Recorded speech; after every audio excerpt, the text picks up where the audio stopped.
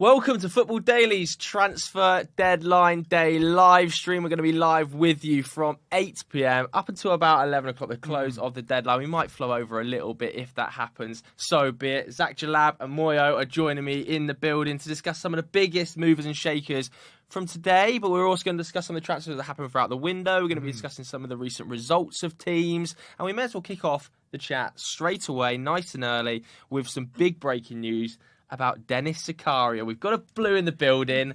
Happy or sad that it's only Dennis? I mean, it was much more interesting, I think, when Alvarez was being linked, because it felt you were like, so hyped, mate. Yeah, because it felt like a future plan. Like Chelsea had finally realised, like, okay, we've got an issue here. It's the DM position. Like Kante can't run forever. He's always getting injured. And Alvarez felt like a really good fit for that. I don't mind the Dennis deal. It's a loan. I think they've been pretty smart with it. I don't think it can go any worse than Seoul happened. And I really don't think it can get back, touch words, Jesus, that it can get back worse than that. But I think overall, yeah, it's a position that Chelsea needed to fill. Like, Chelsea do have a decent amount of midfielders. However, 3 of them are injury prone. One of them is settling into the Chelsea squad in Conor Gallagher. And so that really only leaves you Jorginho, who at times it also struggles in games. So I think getting another one in who's much more defensive-minded, much more of a DM is great. Like a season-long loan, if he impresses and fits into the squad well, there's the option to buy. Like, whilst I do think it's definitely maybe a bit of a panic, I don't think it's the worst panic in the world for sure. What do you think? I think he's been linked to the Premier League about 5 times. It's so true. Yeah, United about 4 times at least. I think he's a decent player. I think he's going to add to Chelsea what Chelsea need, which is just at least some options off the bench. Most definitely. I think some of the people that are on the bench right now, Tuchel doesn't really fancy. So having him at least, I guess it suggests that Tuchel sees him as an option. And like you said, it's a loan. So there's no real obligation for you guys to keep him past this season. Yeah, not bad. His injury record worries me. I mean, he did have that horrendous injury when he was in the Bundesliga, didn't he? But prior to that, he was so highly rated, Dennis Zakaria, and he was running his contract down before he went to Juventus. I just find the timing a little bit bizarre from Juventus' point of view, personally, because you've got a player who you've picked up early, rather than signing a pre-contract. They went out and paid the money and got him early in January. He's come in, and they've already gone, not for us, which that worries me a little bit. Yeah, I mean, maybe they look at it and go, the game time might not be there for him this season. He played 2,000 minutes last year.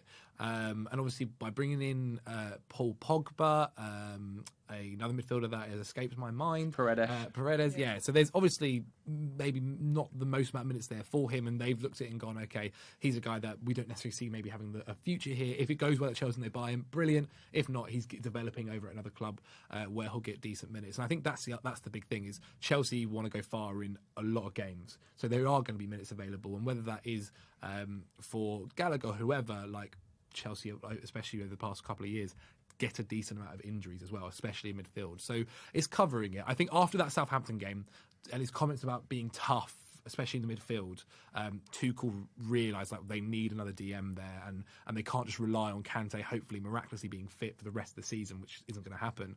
And yeah, like it's not Alvarez, which I think would have been the perfect move. I really do, because it would have so late in the window though, wasn't it? Exactly. And maybe they come back in January and they start talking about it and see what happens there, or next summer again. He'll only be 25 then. Alvarez, but I think it's absolutely okay. Like it's not groundbreaking, but it's definitely all right. The only thing I will also say is that we've seen Billy Gilmour go out at the same time Dennis Zakaria has come in. 2 seasons ago, we were talking about Billy Gilmour being one of the most highly rated academy talents to come out of Chelsea in years. Frank Lampard was loving him in that role. It seems like he's gone on a permanent to Brighton for about £9 million, which seems quite cheap. Yeah, I think it kind of shows that Tuchel's just not really a fan. I think he thinks he's a decent footballer. I think Tuchel just does not see him in the plans at all. I think if it was a loan, I think he would have come back and Tuchel still wouldn't have played him. So in that sense, I feel like that's why he's fine with letting him go. I think it's tough for someone like Billy Gilmour, though, when he knows that you guys have a midfield problem right now and he's still not getting played. It's really true. It's a good point. Because especially given that he was at Norwich last season and he didn't get a lot of love at Norwich either, did he? The move is perfect for him. To play under Graham Potter, where he's going to be playing in a side that want possession, like that's perfect for the way he wants to play football. I think that's really it's a great development club. Really good. And like I'd like to think Chelsea have put a buy back into his contract. You hope. I absolutely pray, because look, I've been vocal on the channel many times that I think Billy Gilmour is a fantastic player. I think he has a huge future. He's someone that progresses the ball really, really well, but minutes are hard to come by at Chelsea. He only just about got them under Frank Lampard, and he was wanted by Everton as well. I think the move to Brighton's so much better than for an Everton side. One of the things that we noticed obviously with Norwich is it's for the way it sounds like a bit of a cop-out, but for the way he plays, like he needs to play in a better team where they're going to have the ball, they're going to dominate the ball, and let him play in an attacking phase, an attacking sense. Even though he's defensive midfielder, you mean progressing the ball? Exactly. But rather than just running around like he was for Norwich and getting booed by the fans eventually. But I think which was harsh as well, by the way. That was really harsh. And also he went to Norwich under the impression that he'd be managed by Farke, because Thomas Tuchel was friends with Farke, and they had a good relationship and believed he was going to develop him. Obviously didn't quite work out that way in the end. And supposedly Thomas Tuchel did speak to Billy Gilmour as well before his move, and actually the board weren't too keen to sell him, and it was Tuchel that said, look, if he's going to develop as a player, because he's into his 20s now, like he needs to be playing regular minutes. Obviously he's a hope for Scotland as well in the World Cup, and every Scottish fan will be willing and hoping that he can get the minutes in to develop. And so I think if Levi Colwill wasn't there, it probably would have been a loan. I would have assumed it'd been a loan, but because he's there, you have to do a sale for him to play for Brighton. That is, and I think it's fine. Like if the option of buy is there to get him back or buy back, not so much a first refusal like we do with Gehi at Crystal Palace. If the option to buy there is in that contract, then I'm happy. And I wish him the absolute best. I do think he is a fantastic footballer. So Gilmour goes out, Zakaria comes in. How would you, if you were Thomas Tuchel, how would you line up that midfield? Would you go Zakaria and Jorginho now that Kante's injured? Do you even start Zakaria? Does Zakaria start? I still don't think Zakaria makes the starting lineup, to be honest. I think when everyone's fit, he doesn't. But he presents an option for when there are injuries. Because I think you'd still go for the aging midfield, to be honest. Well, Kante's good. He's amazing, right? Kovacic is still your best midfielder, in my opinion. When he's fit. Yeah. And this is the issue that Chelsea have, right? Like, you're completely right. If Chelsea have everyone fit, like, you arguably start a Kante and Kovacic, or a Kante and Jorginho, whatever it might be. Like, we saw Kante against Spurs look amazing. And then he got injured. And so that's been the issue for Chelsea midfield for a couple of years now. Like, you look at it and you go, okay, Kante, Jorginho, Kovacic, Ruben Loftus-Cheek, Conor Gallagher, 5 midfielders for 2 positions, like maybe possibly 3 with the way he wants to go to a 4 at the back. You're like, okay, it's not too bad. And then 3 of them are injury prone, so that leaves you with 2. And so I think, getting Dennis Zakaria is great. I do agree as well. If everyone's fit, he probably doesn't start. Maybe in the back. That's why it's a loan, though, isn't it? Back 4. That's why it's a loan at the end of the day. It's really not too bad. I mean, there were more before the season started and the transfer window started. There were much more bigger issues for Chelsea, and I actually think they sorted them out. All right, let's talk about one of those other issues then, which is clearly goal scoring. It's been an issue pre this season. Obviously, it was a problem with Romelu Lukaku last season, and Pierre-Emerick Aubameyang has come in today. Not official yet. Okay, it's going to be official very clearly that he's joined the club for, I think, 14 million euros plus Marcos Alonso. What do you think, Mo? I think it's a good signing, to be honest. I think even though Aubameyang's last season at Arsenal wasn't good, I think with him, you know that he can score goals. I think even when he went to Barcelona, he still looked like someone that scores goals. Good record. I think he's someone that he doesn't really need it to be a clear-cut chance to score. He can pretty much score out of scraps, and I think that is what Chelsea do give their striker in terms of opportunity. It's not the best creative, Yeah. The only thing I'll say about Aubameyang is that I know that he's been managed by Thomas Tuchel in the past, and obviously they have a good relationship, but it's a very different Aubameyang that Thomas Tuchel is going to have to manage now. And to fit him into a side where we know what Thomas Tuchel wants from his forwards, he wants high counter-press players. That's why he likes Kai Havertz, who pushes into the corners and is very good defensively, almost as good defensively as a goal scorer, really, Kai Havertz.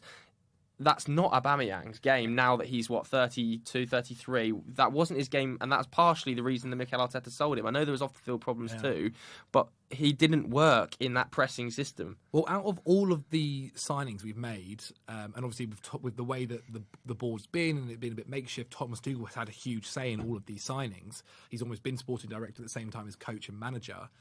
I think Aubameyang is the one he's pushed on the most.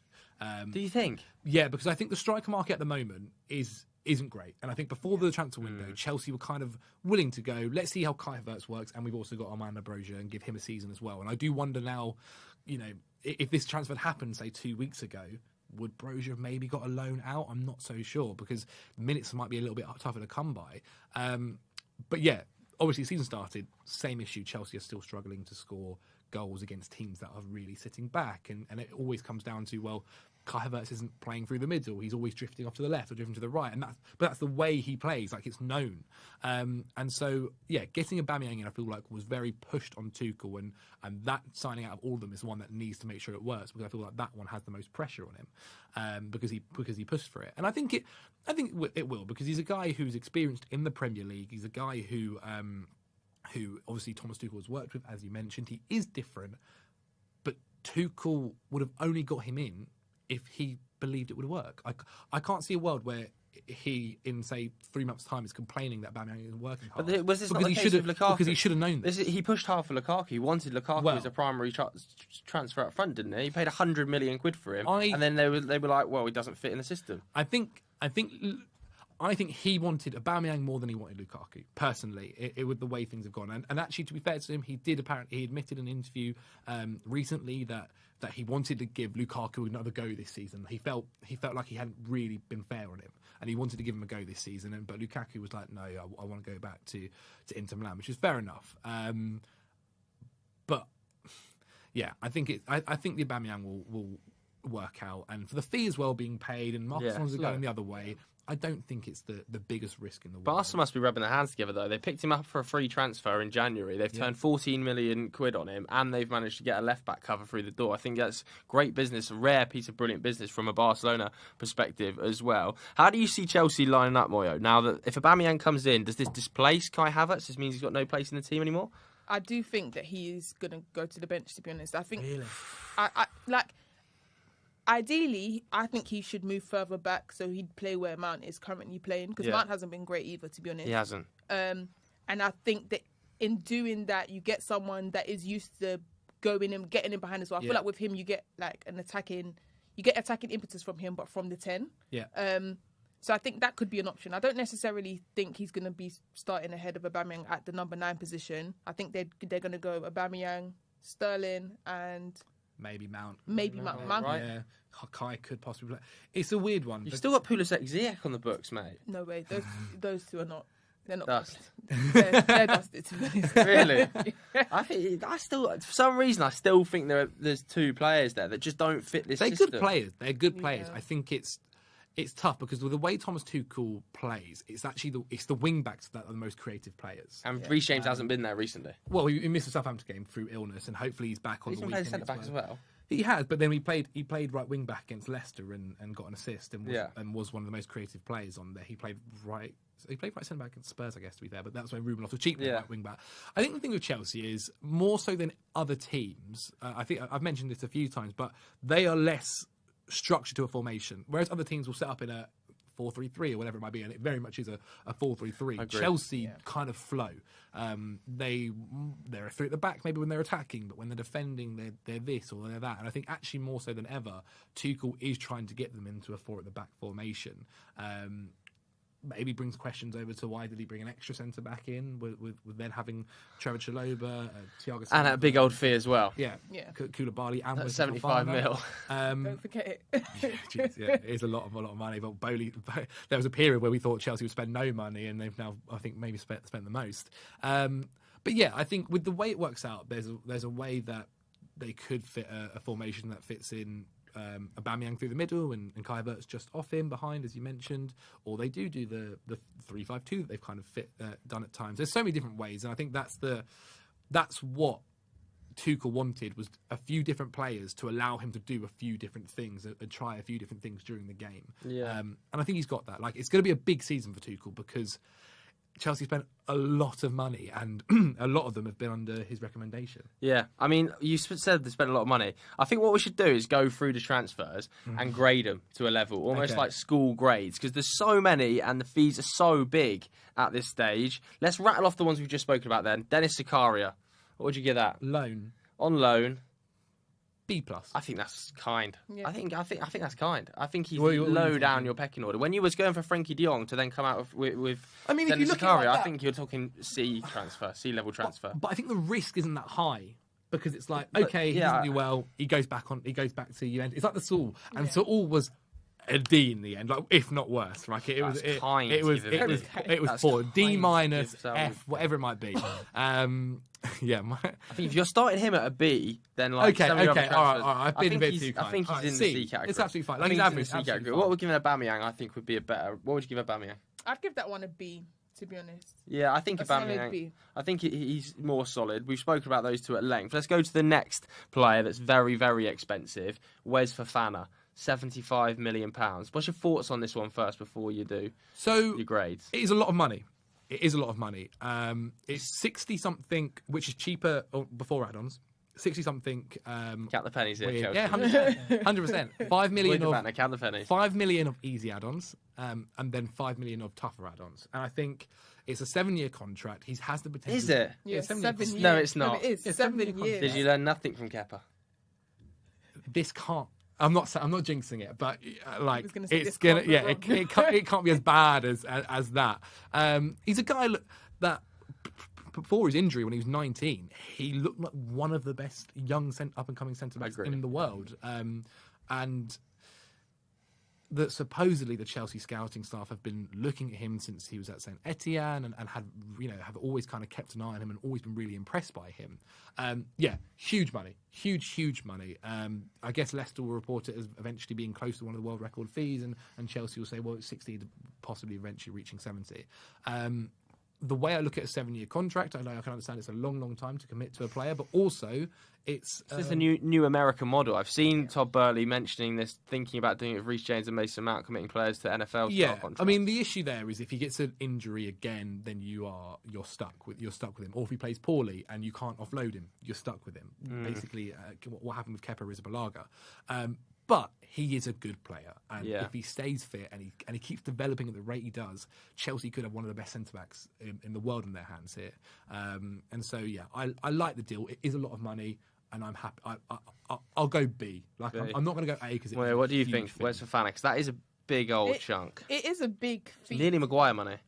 I mean, not quite. It is 60 Maguire money, and I would have chosen Fofana given the option to be honest. But no, I think. For what the player he is, I think he's worth being someone that is worth that kind of money. Has the potential. Yeah, he definitely does. And I think when you consider stuff like how long he had in his contract at Leicester, like he only just signed a 5-year deal at Leicester. I think it was last year. Yeah, it was. So I think when you consider that, I think it's a great transfer to be, because you guys are looking for him to be there for forever, basically. Like 7 years down the line, and let's say he signs a new contract halfway through that's if all things go well, obviously. But I think it's a great signing. Yeah, I think he's got people to learn off there as well. Like Thiago Silva's not a better person to learn off playing alongside, is there? Koulibaly is also going to be aging out as he starts to get into his sort of prime levels. So if he goes to a back four, he's potentially going to be playing alongside a Koulibaly or a Thiago Silva. Or if he's in a back five, more protected, he's sandwiched between maybe the best right wing back in the league in Reece James and one of the best centre backs in the league in Thiago Silva. I think this is, despite the money, closing in on an A transfer. Closing on A. I said B. I'm more than happy to take an A. Yeah. Let's go to the next one then. Very, very expensive as well. Marc Cucurella. Yeah. Again, we've spoken a bit at length on this channel about Cucurella. I was more positive than you guys. Me, yeah. People said in the comments it's because he's employed by the club, which is fair enough. I'm more than happy to go. I'm more than happy to go that it's a C. Because it's a lot of money. It is a lot of money on a guy who probably was where City. Look, Man City were after him, and if Man City were after one of the players, like it normally is a good player, sign. isn't it? Yeah. But they stepped out at 40 million, which I think is probably the valuation at which he was at. He was a key player to Brighton. Brighton didn't want to lose him. The extra 20 million comes at a premium because Brighton had him on a new contract, didn't need to sell him. Like you have to pay a premium to get him. There is also the confusing factor that Chelsea have Ben Chilwell, who hopefully this is a bizarre one for me. I have to say. Yeah, he was coming back through injury, but then also you look at Chelsea and they've just got rid of Marcos Alonso. That was always the plan. Emerson's now moved on permanent to West Ham, and one of the things that they've done, I think personally, is improve their depth and cover there. So if, say, Chilwell does get injured again, if Cucurella got injured again...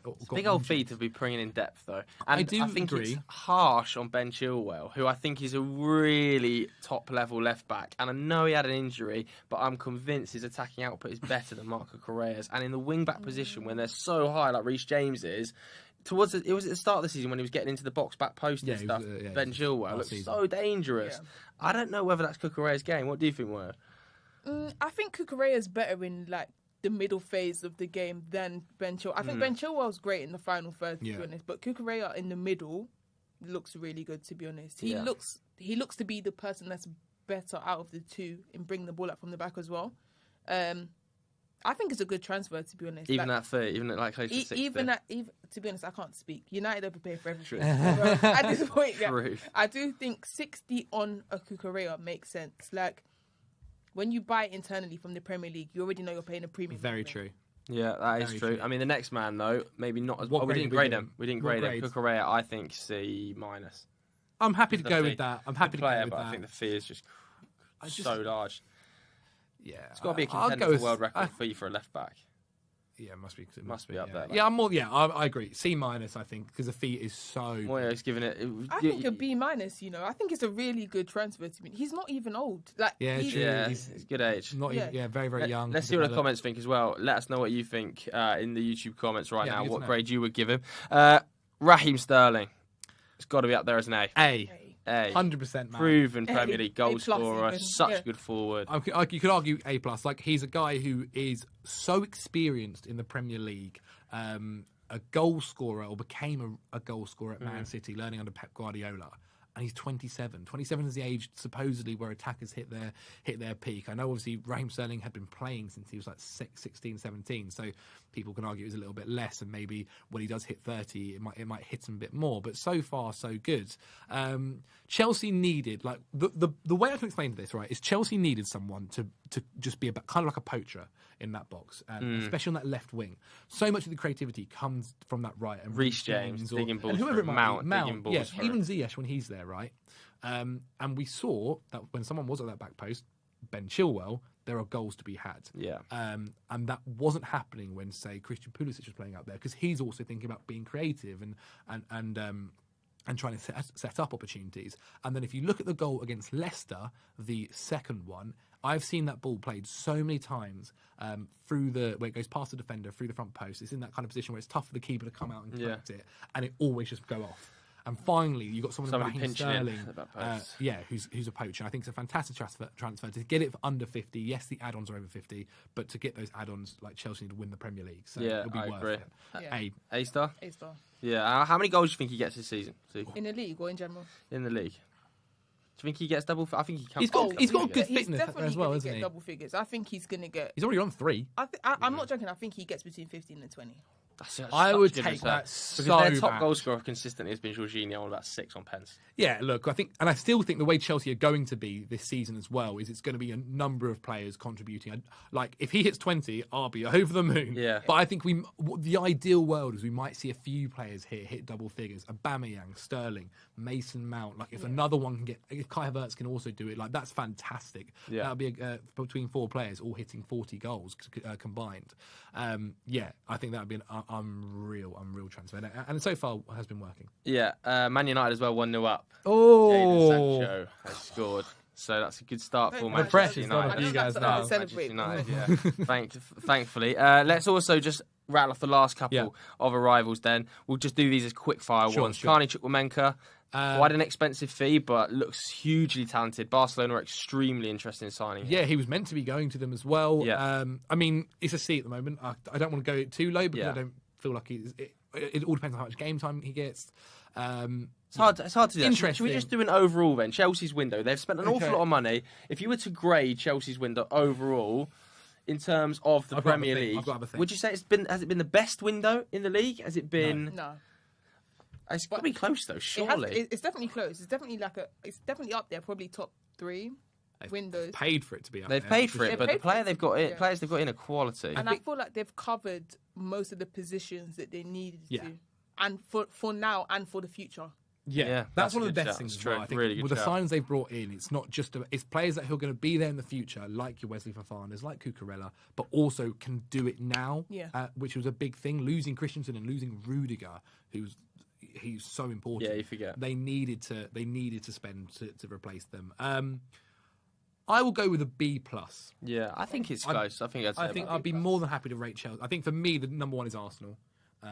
But for Man for City Chelsea, knocking pretty close, I'd say. Man City, actually, knocking off. City are very close. We're going to talk about both of Chelsea those bit. clubs, though, later on in the stream. I want to just chat about Liverpool as well, because they have, in the last sort of 10, 15 minutes, officially confirmed Arthur Melo has joined the club. Now, this has been so weird for Liverpool, in my opinion, because they've gone down the road of saying, that's it, no more signings. We ain't going to get a midfielder. Nobody else is coming through the door. Then about 5 days ago, we saw Klopp saying, I made a mistake. Now I fancy midfielder. And they've ended up on deadline day with Arthur Melo, despite the fact at the start of the window, they had bids being turned down for Aurelien Tchouameni. So clearly they've wanted a midfielder from the start, and they've ended up with Arthur Melo on deadline day. What do you think? I think that's bizarre. It is bizarre, but I think Klopp was seeing Milner and Jordan Henderson out there and was panicking a bit. I think. I don't even think you're wrong. I think that it's legit what happened. I think he started saying they don't need a midfielder because he was seeing Thiago out there. Yeah.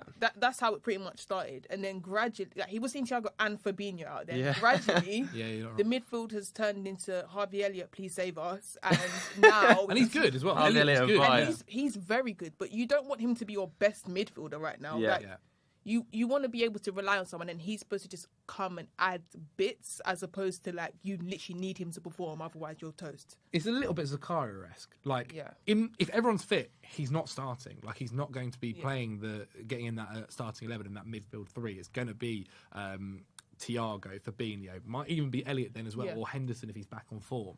But it's that cover. Like, they got to a point where, this isn't Thiago's first injury. He's had a few since he's been at Liverpool. Obviously, with Fabinho at times, he's had to drop into centre-back as well. So he's a guy that can help them out with retaining the ball, keeping the ball, keep it ticking over. Not exactly like Thiago, but similarities between them. And I think it got to a point, I think you're exactly right. He saw what was happening on that pitch. Like, Liverpool haven't had a great start to the season, and he realised, okay, we do need to get another midfielder in. But I think most Liverpool fans and most general football fans were saying at the start of the window, in June, Liverpool need a midfielder. But they wanted the right one. As you said, Tchouameni was the perfect guy to go to Liverpool. And in the end, Real Madrid put 100 million euros in for him, which is a lot of money and not something that Liverpool do very often. We saw they did it with Núñez in the end. Maybe they're keeping an eye towards Jude Bellingham for next season, because that's the other. Does feel a little bit like eggs in one basket, doesn't it, Jude? Yeah. I think next summer will be a big summer for midfielders, especially young ones, and that's where Liverpool will really play their cards and maybe will splash the cash a bit. And it's a loan. Like, Arthur's not going to light up the world, but I don't think he's going to stink out. No, I agree, but I do think if I was a Liverpool fan, I'd be slightly disappointed with how this window's panned out in terms of planning-wise in midfield, because they wanted one, didn't get one, then panicked and have gone, we need one, and they've ended up with Arthur, when potentially, if they'd have been a month ago, thought we just need a bit of depth here, maybe they could have gone and prized Konrad Laimer from RB Leipzig when he was in talks with Bayern Munich. There were other options in the market. Let's not pretend that the only option available in midfield was Arthur Melo. We mentioned him there, Jude Bellingham. Do you think that's the guy for Liverpool next summer? And how worrying is that? It's so worrying. Look in your face then. Extremely worrying, to be honest. And I think, especially for me, as like a United fan, like after seeing Haaland go to City, it's written in the stars that Bellingham is going to go to Liverpool, smash it there, and once again we're going to have egg on our face. I know. But we had the chance. I know. Well, we were trying, weren't we? I don't know whether we ever got close, but a few clubs did. Like Jude Bellingham's legitimately one of the players you look at. We did roll out the red carpet, though. Oh my god! But what happens? He got a tour from Fergie. Yeah, not everyone's getting very a tour. true. Yeah, Like, yeah. What happens? What happens next summer if he says no? Well, they're then back in square one of hunting for another midfielder, which they could have been after being rejected by Tchouameni. And there's a few clubs that are going to be going after Jude Bellingham. Let's not. It's really going to be going after Jude Bellingham. Yeah. I think every club will be going after Jude Bellingham, and a lot of these clubs will have a lot more money than Liverpool will, and that's going to be a big factor. And if Liverpool have a poor season, maybe looking at them and going, well, do I really want to maybe join a possibly struggling Liverpool? I'm not saying they're going to struggle and sign Jude. I also do think they're going to finish second, but say that is a possibility. are Liverpool going to be willing to spend over £100 million, which is probably what it's going to take for Jude Bellingham? There's no release clause in there, which is so weird for a Dortmund transfer. I don't know if that will happen. But you're right. I think they're going to, obviously, the Liverpool scouting department is fantastic. Yeah. They are going to come up with other options if Jude Bellingham isn't possible.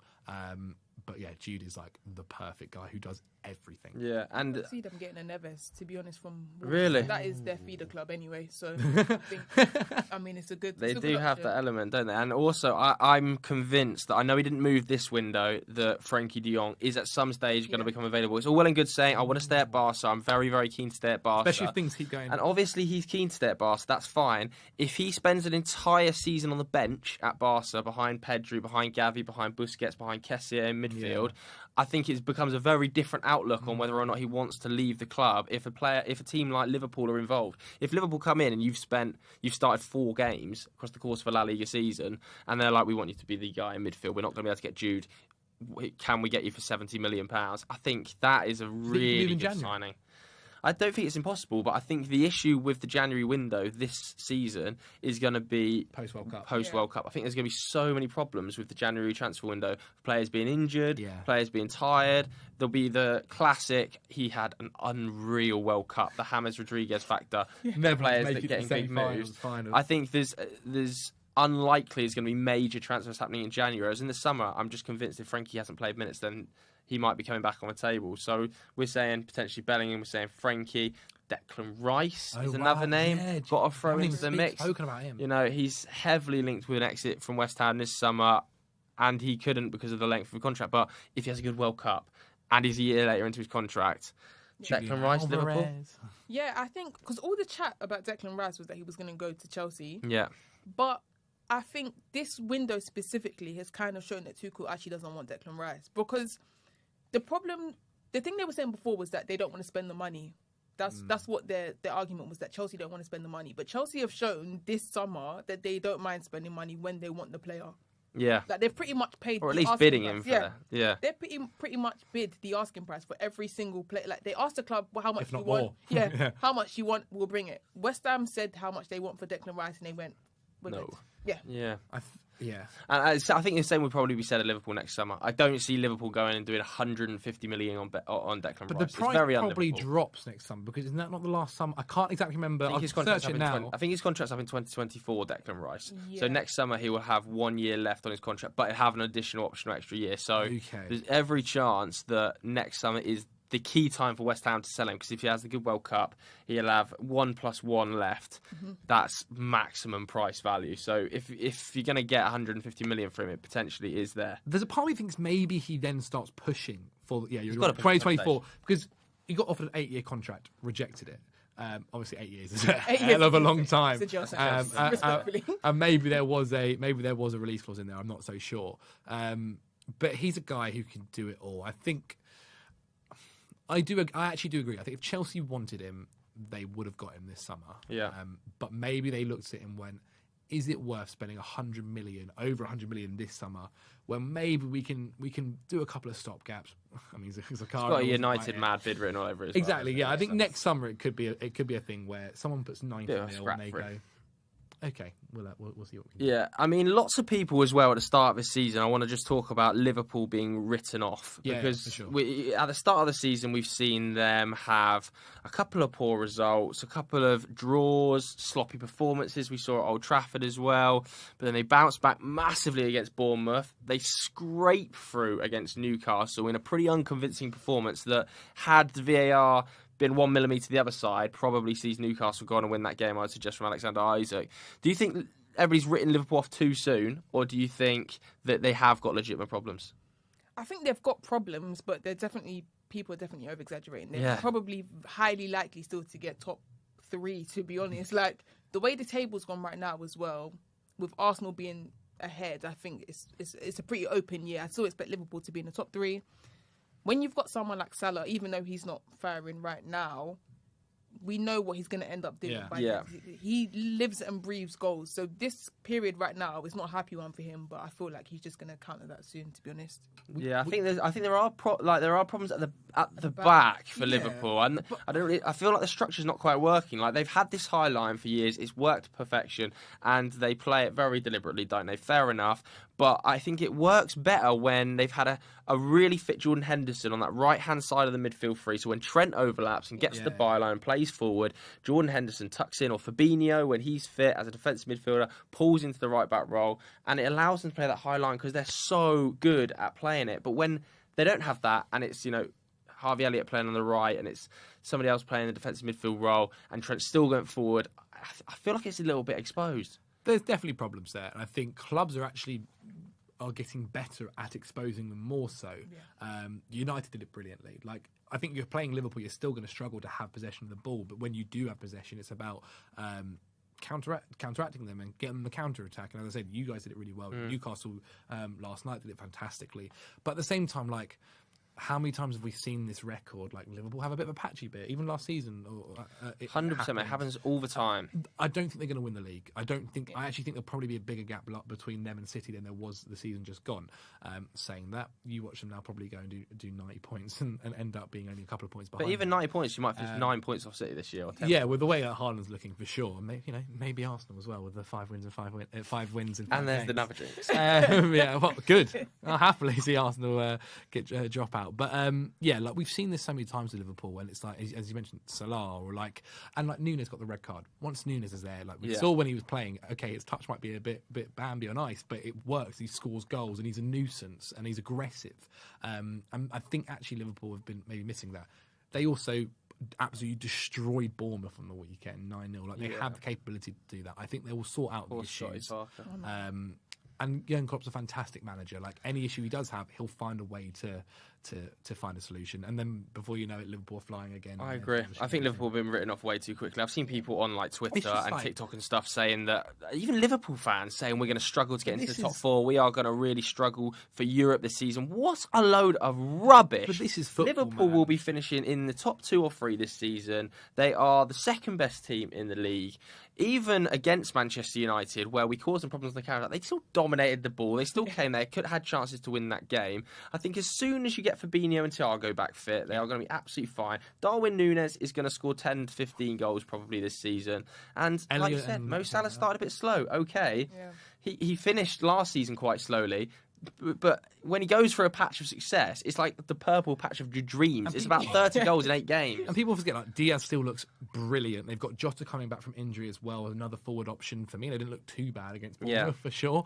Like it just Carvalho looks brilliantly. Like Elliott just continues to develop fantastically well. Like they're going to be absolutely fine. They're just grinding and it's not quite working so far. I do think there's a little bit of a problem as well at left back. I don't think Andy Robertson's at his been best. A bit sus, We've seen him at the start of the season kind of being rotated a little bit with Simicast. What do you think is going wrong with Andy? I don't know, because normally with him, like you'd say, out of their fullbacks, he is the more defensively astute one. Even at national level, he sometimes goes into the back 3. Like he's the one that defensively is quite secure, but he's been sliding into some tackles recently, and I'm just thinking, why? Like, there's no need there. But I think as well, like the way Liverpool play isn't helping him to find form. Yeah, there's no because everything's just go. Yeah, because he's not in great form right now. That sort of play really exposes how out of form he is. Yeah. So I think obviously there's things that the team can do as a whole to help him get back into form. Yeah, and I also think that when been injured as well. Yeah, Matip's been injured. This is a big one. Been injured. Yeah, but Matip even more so. Like what a player! Every year he's just getting better and better. And I think once he's back and it's Van Dijk and Matip at the back, and I think that'll probably help with Henderson as well, having Matip back.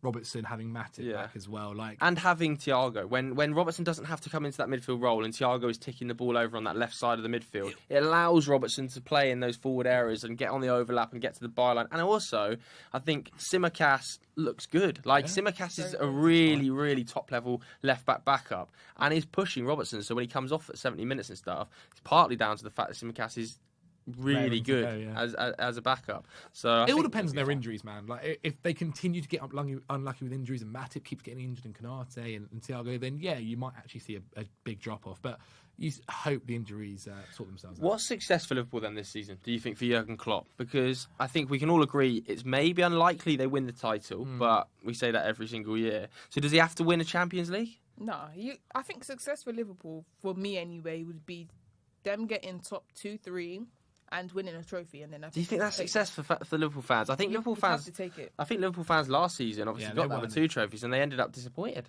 Yeah, I think a decent amount of Liverpool fans will be wanting a big one. They'll be wanting a Champions League, or I think them missing out the Champions League last year will have annoyed them even more so. Yeah, it was a hammer blow, wasn't it? And they want one of the big ones, either the Premier League or the Champions League. And sadly, I don't think either are going to be quite possible. I can't remember who you put in your predictions. I had Man City winning the Champions League as well. There you go. Hard to let past aren't they?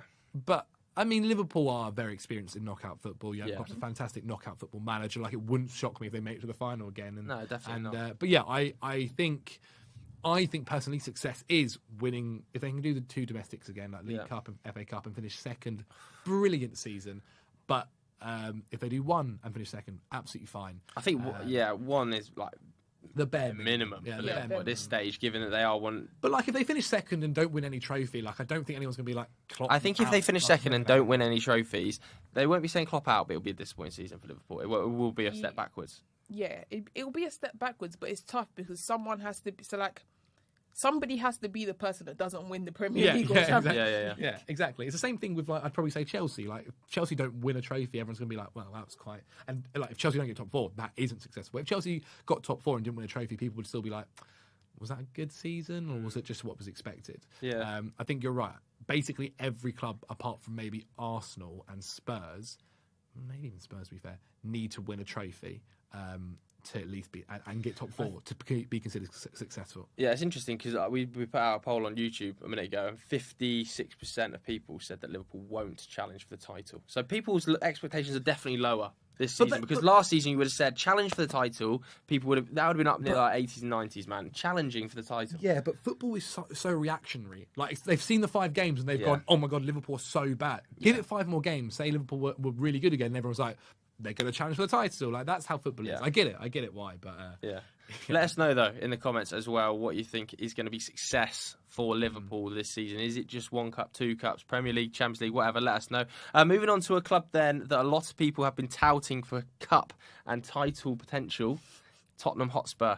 At the start of the season, people were saying, could they push? Could they push? Do we still think they can push? No. I love it.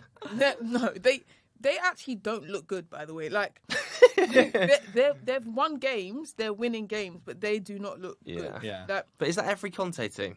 Yeah, that pretty much is every Conte team, except the teams that Conte has done it at either have some past of winning, some history of winning in their... Like, he's trying to turn a lot of them into first-time winners, and I feel like when you get to crunch time in the season, it's that experience or history that you tap into to get through the hard bits. Like, a Conte team, a Conte Chelsea team wins that game yesterday against West Ham, even though they weren't that good. Yeah, the experience plays a big part. Yeah. The experience does play a huge But the part experience got them top 4 last season, you would suggest, given that they beat out Arsenal in that epic North London derby. Yeah. Yes. I mean, I wonder whether Conte sat there and gone like, okay, we need to prioritise one of these FA Cup or League Cups here, because I also sit there and go, Not got like, a good record in cup competitions. no, though, he Conte. doesn't. He won it with Chelsea. He won it with Chelsea, but like, Yeah, traditionally generally. he doesn't have a good. He's very much a league manager. Respectfully, he started Smalling and Jones at centre back. Yeah, exactly.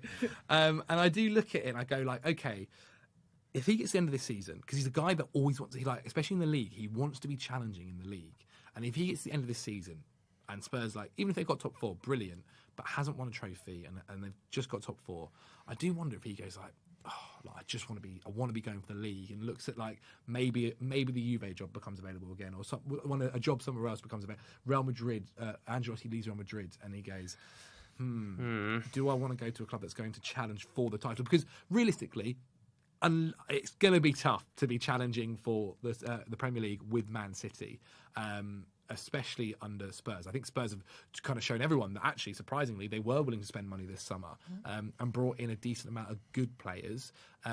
Whether it was the window that I think maybe it was made out to be at the start, I'm not so sure. But yeah, one of their targets this year has to be winning a trophy. Like I think fans wouldn't mind missing out on top four and getting one of the cups and being absolutely fine with that. I think if you getting rid of that agenda and finishing winning the FA Cup, I think they'll definitely take that. Yeah, I mean, you mentioned some of the transfers there. What do we think about Tottenham's window? Because I've seen mixed reactions now. I feel like at the start of the window there was massive positivity, and it was like Tottenham have had the best window. This is an A-grade window. I sat in the studio next door and we graded Tottenham's window with Gary Neville and Jamie Carragher. They both said it was an A-grade window, one of the best windows they've seen this summer. Now I look at it and I'm thinking, was it as good? Yeah. Did we overrate that early doors? I don't think voice just gone there. I don't think it's bad. Like I think going into this window, we said be great if Spurs could get a backup striker, Charlison, done, a midfielder, Basuma, class, and a centre back. And that's the one where you go, maybe actually centre back was number one. Centre back was number one, backup striker number two, midfielder number three. Basuma, fantastic signing. Striker in Richarlison, brilliant. And then they went, we'll get Perisic in. Great plus. But I think centre back was the number one. And that's not to say that Eric Dyer is bad. I actually think he's been good under Conte. Same with Ben Davies. But it was definitely improvable. They wanted Bastoni, and they were willing to pay big money for Bastoni, and they've ended up with Clement Longley. It didn't happen, unfortunately. Yeah. I mean, Longley's not great, to be honest. Personally, I don't think he's that great, and I feel like in the beginning of the transfer window when Tottenham were making all those signings, I was like, wow, this is really good. But it almost felt as though like I kind of felt like that was the intro to an even better window that was coming for them. It's almost like they gave us the starters and then we thought the steak was coming, and there was no steak and there was no cheesecake. There was nothing. Like, it was pretty much like, enjoy this starter because that's all you're getting. Do you think it's been a bit overrated, the window for Tottenham? Definitely. I think, like, I'm looking at someone like Jed Spence, and I think he's a really good player.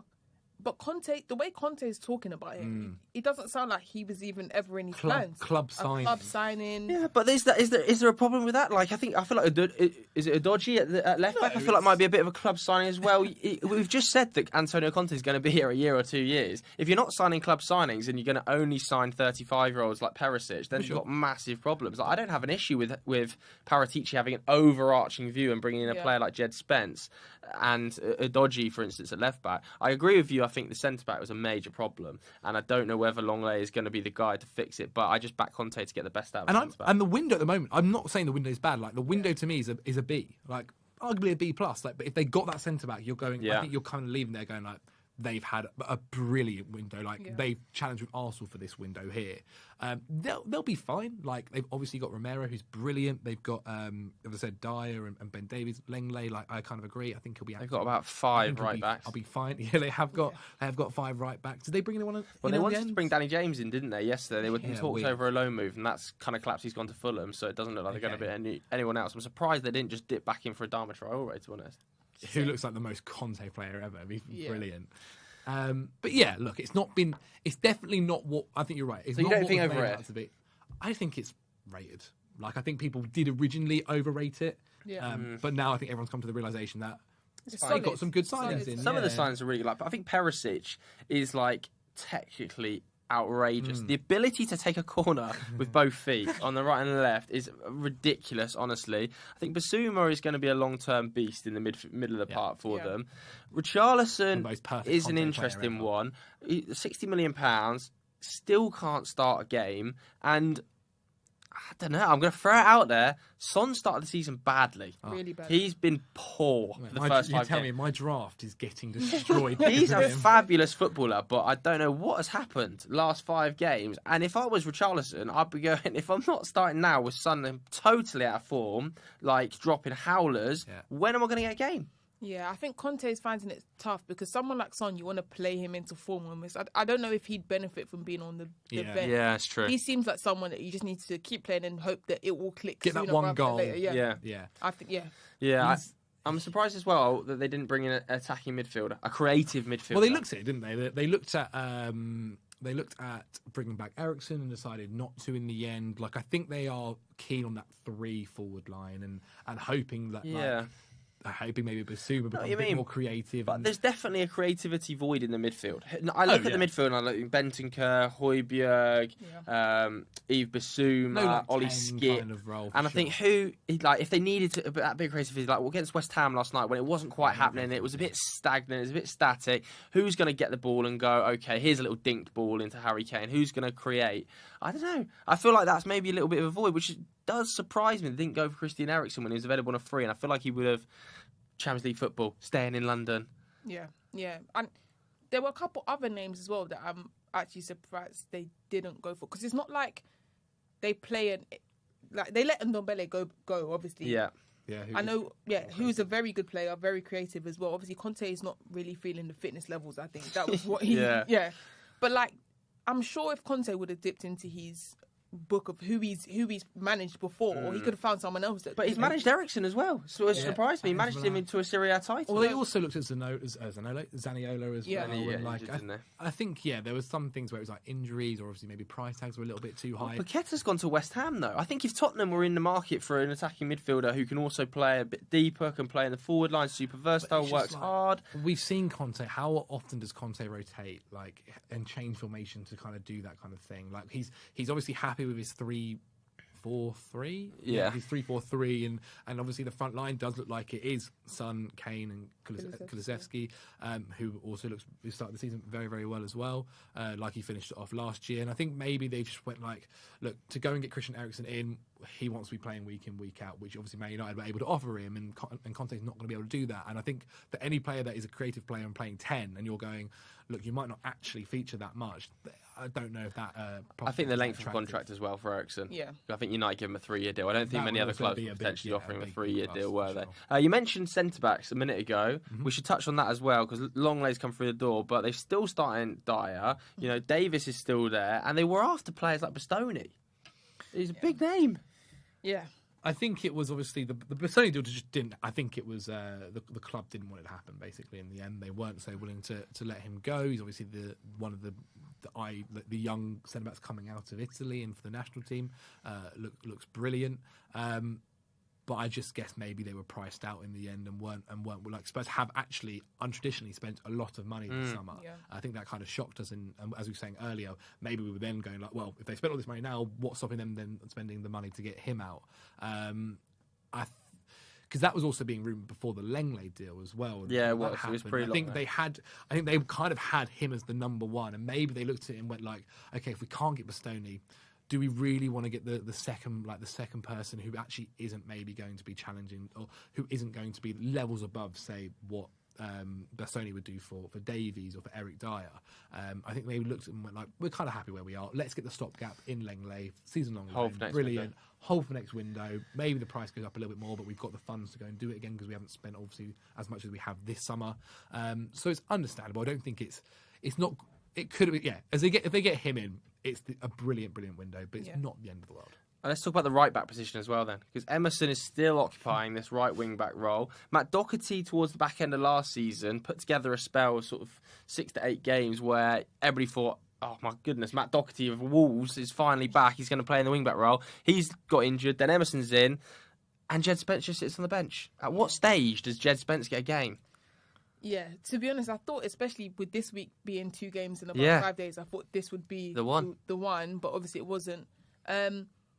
It's strange because Emerson, when he first came, looked better offensively than defensively. Yeah. And now it's like the complete opposite. He looks a lot better defensively, and offensively he looks a bit suspect. Yeah. And I feel like Jed Spence is almost the opposite. So it's funny that Emerson is the one starting. Yeah, it's funny that Emerson is the one starting because I feel like it's the opposite of what Conte usually does. Usually he goes for the wing back that's more attacking. Yeah, I think But this is the thing where I come again to like the rotation. Like he's so set on that starting 11 and like what he knows and what he's happy with, that it takes a lot to break into a Conte side. And I always think back to the Chelsea team, and he was like, you know what, Victor Moses is going to be the world's best right wing back, and he did make him that for a year. And he's obviously found something in Emerson Royale where maybe he's been impressed by the way he developed, because I think back to some games. He works hard as well, last doesn't he? season, He is a bit of a Conte dog. Definitely, yeah. I think Conte definitely respects it for the effort he puts in. But I do remember, I think there's always the Crystal Palace game last season where he got absolutely destroyed by Zaha. But he's definitely, he's developed on from that. And I think maybe it's just a bit of time. It's a bit of time of working with Jed Spence, getting him to understand the Conte. Like I know he played the similar formation for Nottingham Forest last year, but it is different to the way Steve Cooper plays. Maybe it's just a little bit of time. Like we are still early on in the season.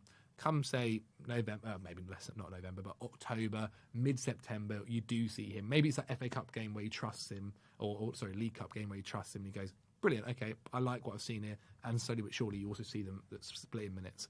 But yeah, I mean, obviously you've got the other side with Perisic as well. That does look like eventually he's just going to be starting there. Yeah. I mean, let us know what you guys think, whether or not this has been an overrated window for Tottenham. I just want to talk about as well with Spurs, Harry Kane's contract. Yeah. He's been chatting the last few days, the last couple of weeks, about whether or not he's going to sign one. Antonio Conte thinks he'd be the perfect fit to sign this new contract. Of course he does.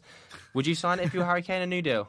It's tough. It is a tough one, to be honest. It's a tough one more so because the other clubs in the league have signed a striker. So yeah, I feel like that's more so what's weighing on his mind. Like, it's not as though, let's say City hadn't bought Haaland, then it'd be an easy, I'm not signing because City would be there for me. But they bought Haaland and they bought Alvarez. So they're pretty much sorted. And then you have to think about, okay, who else needs a striker that I could go to? Real Madrid. No, honestly, but he wants the Premier League record so bad that he's not leaving the league. It's a really good point. Really good point. It's a really, really good point. There is a slot. I had a conversation. Don't say Chelsea. No. I had a conversation with one of my flatmates. He's a Spurs fan, and there is the possibility. I was thinking Man United. That is where I think if he was but then you look at it and it's like work with Conte. So his contract runs out in 2024. Yeah, work with Conte at Spurs or go to this United team that only God knows what is happening there. Like, there's too much uncertainty with United, but I do think out of the 5 clubs available, that is the club that needs a striker that doesn't piss off fans. Yeah, 100%. Like it's mad. He's screwed himself, man. Like we said this when it was happening with City. Like he signed this long-term deal with no release clause, and no matter how good he was, Spurs just weren't going. If Spurs weren't going to sell to City when they were offering them mad money, they're never going to sell him. And I do wonder, like the Premier League is his thing, but then if you look at it and he goes, well, like City aren't going to go for me, so I'm not going to win the Premier League really wherever I go unless a miracle happens. Then maybe it is. Or if Pep goes. Or actually, great point. Or if Pep goes, and it's a sideways step though, isn't it? Wherever he goes from here. If Tottenham are finishing third, and we're talking about them potentially, challenging for FA Cups and finishing that top 4. Because United doesn't take him closer to winning a Premier League. And also, it might even scupper those goal scoring statistics. Like, it's no guarantee a striker comes to United straight away and performs. Yeah. He's not going to go to Arsenal. Chelsea, I would. Chelsea would annoy fans. A Chelsea move would annoy fans. Rile Tottenham fans to no end. So the other move is abroad. Like, I know we say he wants his Premier League record. He wants his Premier League record. I think he really wants the Premier League record. If Real Madrid come in for Harry Kane when Benzema decides he's going to leave, there is no way Harry Kane says no. I don't think he goes. Come on. That's literally all he's holding on to right now. Like, all he's got is his golden boots but that's right now. He could go to Madrid and win Champions Leagues. Yeah. I think he would rate the Champions League higher than he rates the. I agree. The goal scoring. If Benzema moves out, what are we talking Benzema now? Is he 34? Something like that? He gets better. He's like, he could find one. Harry Kane could go to that division and absolutely dominate, even at 33. When he drops into those deeper positions, he starts spraying balls.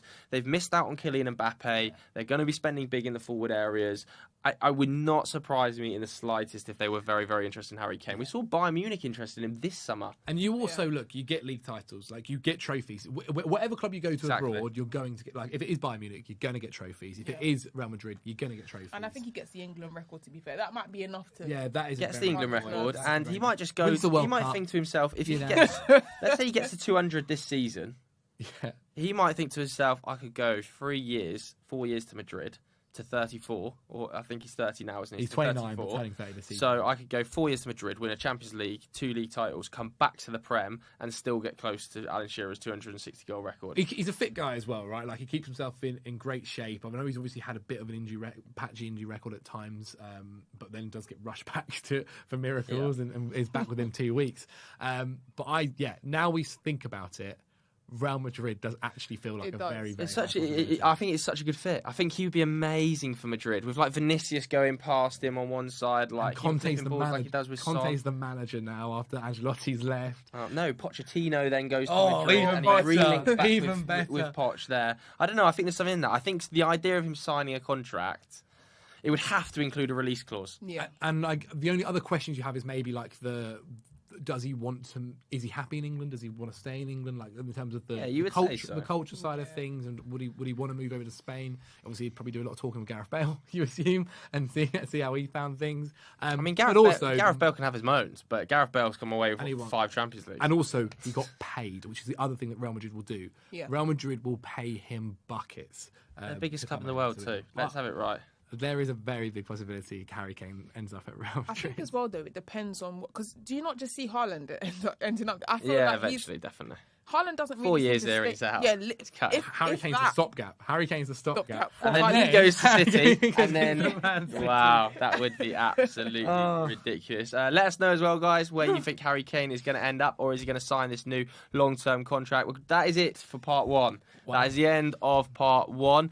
Please do stick around after the break. We've got Doogie and we've got Mina. We're only going to be off for about 30 seconds while we switch over to guests, so stay tuned. We're going to be back in about 30 seconds.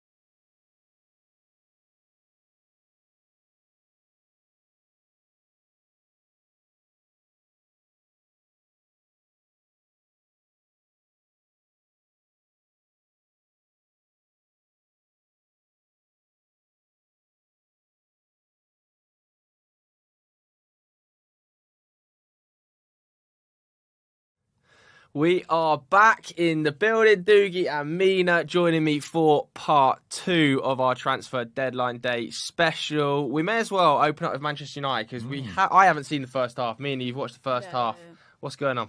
We're looking decent, but like I said, it's Leicester. So Leicester's bottom of the league right now. We were bottom of the league a couple of days ago. Take it, guys, take it. One game at a time. But Leicester's making us look good. But you can see Ten Hag's structure coming into the game. That's what I wanted to hear. Possession football. You can see everyone on the front foot, whether it's Martinez, whether it's Malacia. Dalot is looking good, which for me, I'm not fond of him. I definitely felt like United needed a right back in this window, but he's definitely impressed since Ten Hag has come in, and it was a good team goal from Dalot to Bruno to Rashford, Sancho. Love it. This is what I want to hear. Positive vibes. Almost definitely just jinxed it there, and we go 2-1. Let's talk about Manchester United then. We may as well open up with Anthony. It's the one place to start, really, isn't it? Manchester United, huge fee, €100 million. I think second highest fee in the club's history, behind Paul Pogba. Dukes, let's come to you from the neutral's perspective. I know that you think it's a big old overpayment. I do. I think it is at least 30 million too much, to be honest. I feel a little bit sorry for him. So frustrating. To be totally honest, I feel like players that go for that sort of money and upwards, we've seen Mbappe be a success, Ronaldo when he went to Real Madrid, Bale when he went to Real Madrid. But other than that, there haven't been that many successes in that price range. I just feel like his performances over the last few years, his experience, doesn't justify that fee. Last year, 8 goals in the Eredivisie, 4 assists. Did play well in the Champions League, which is a positive. But you've seen Steven Bergwijn go to the Eredivisie and already score 4 goals, half of his output. He is playing an essential role. But those aren't the numbers that sort of scream to me 85 million. And there was also rumours that Ajax were willing to sell him for closer to 65 a couple of months ago. So it felt like panic stations. They just, needed to get in another forward, in their opinion. I would have used it in a different area of the squad as well. And I think they have overpaid for a good player, but not an £85 million player. Yeah, I've seen loads of talk about the fee. Yeah. So maybe let's not hammer the fee too much. Let's talk about the player, because United, I know that it's a big old fee, but it's clearly an Erik ten Hag target. It's a man that he's wanted for an awfully long time.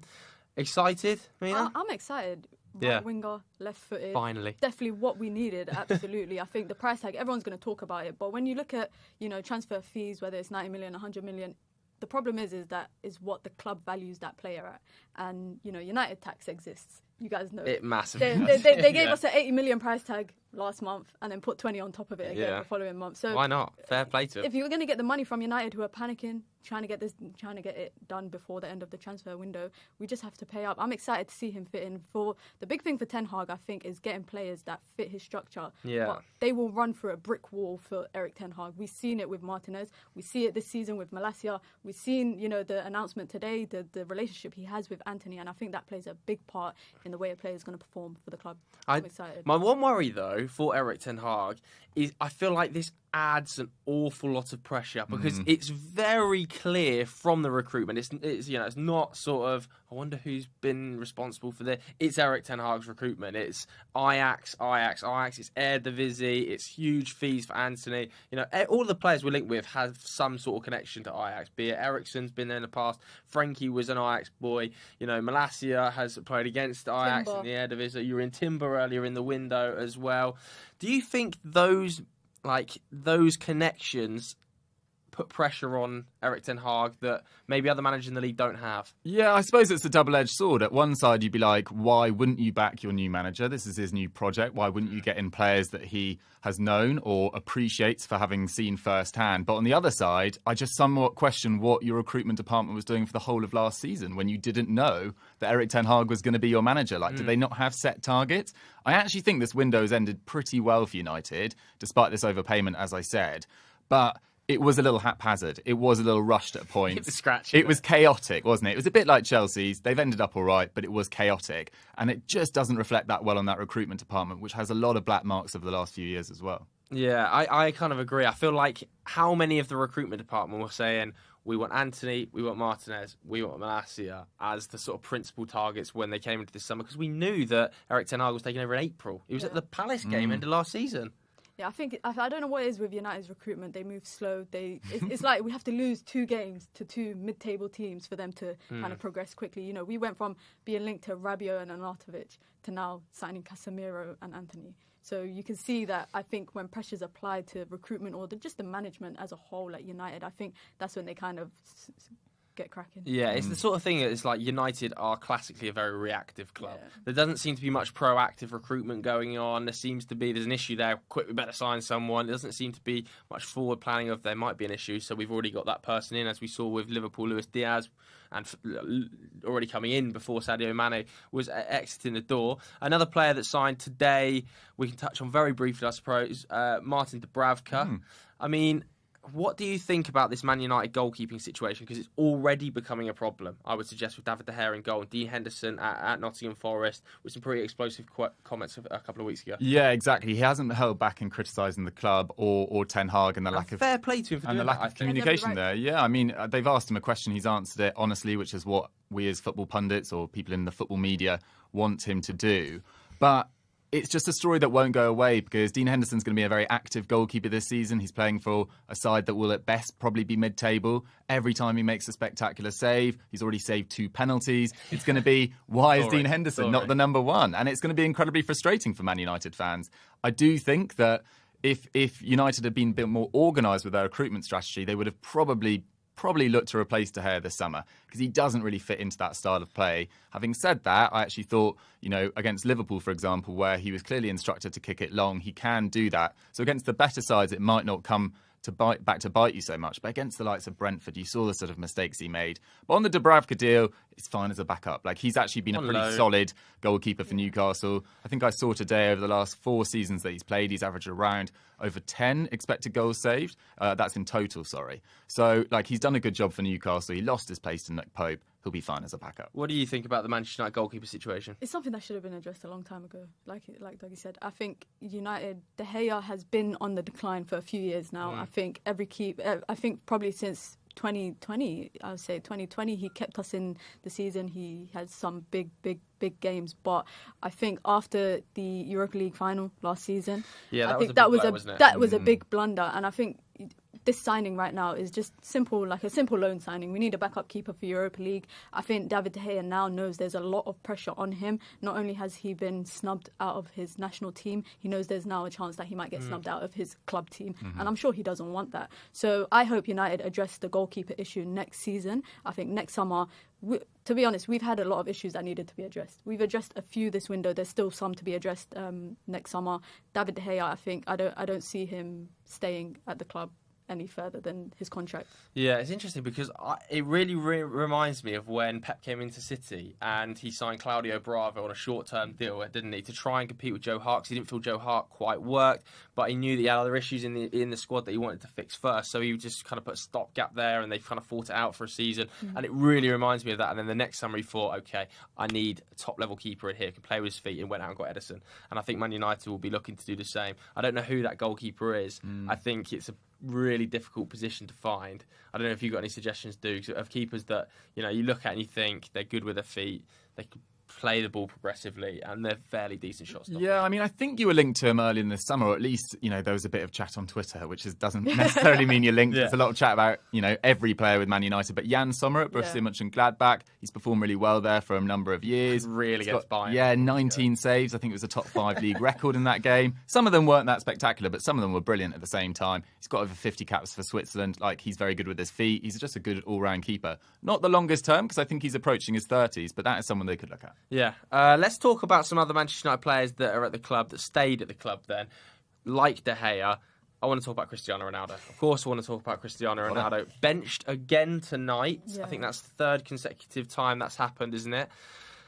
Mina, why does no one want Cristiano Ronaldo? I think it's his age.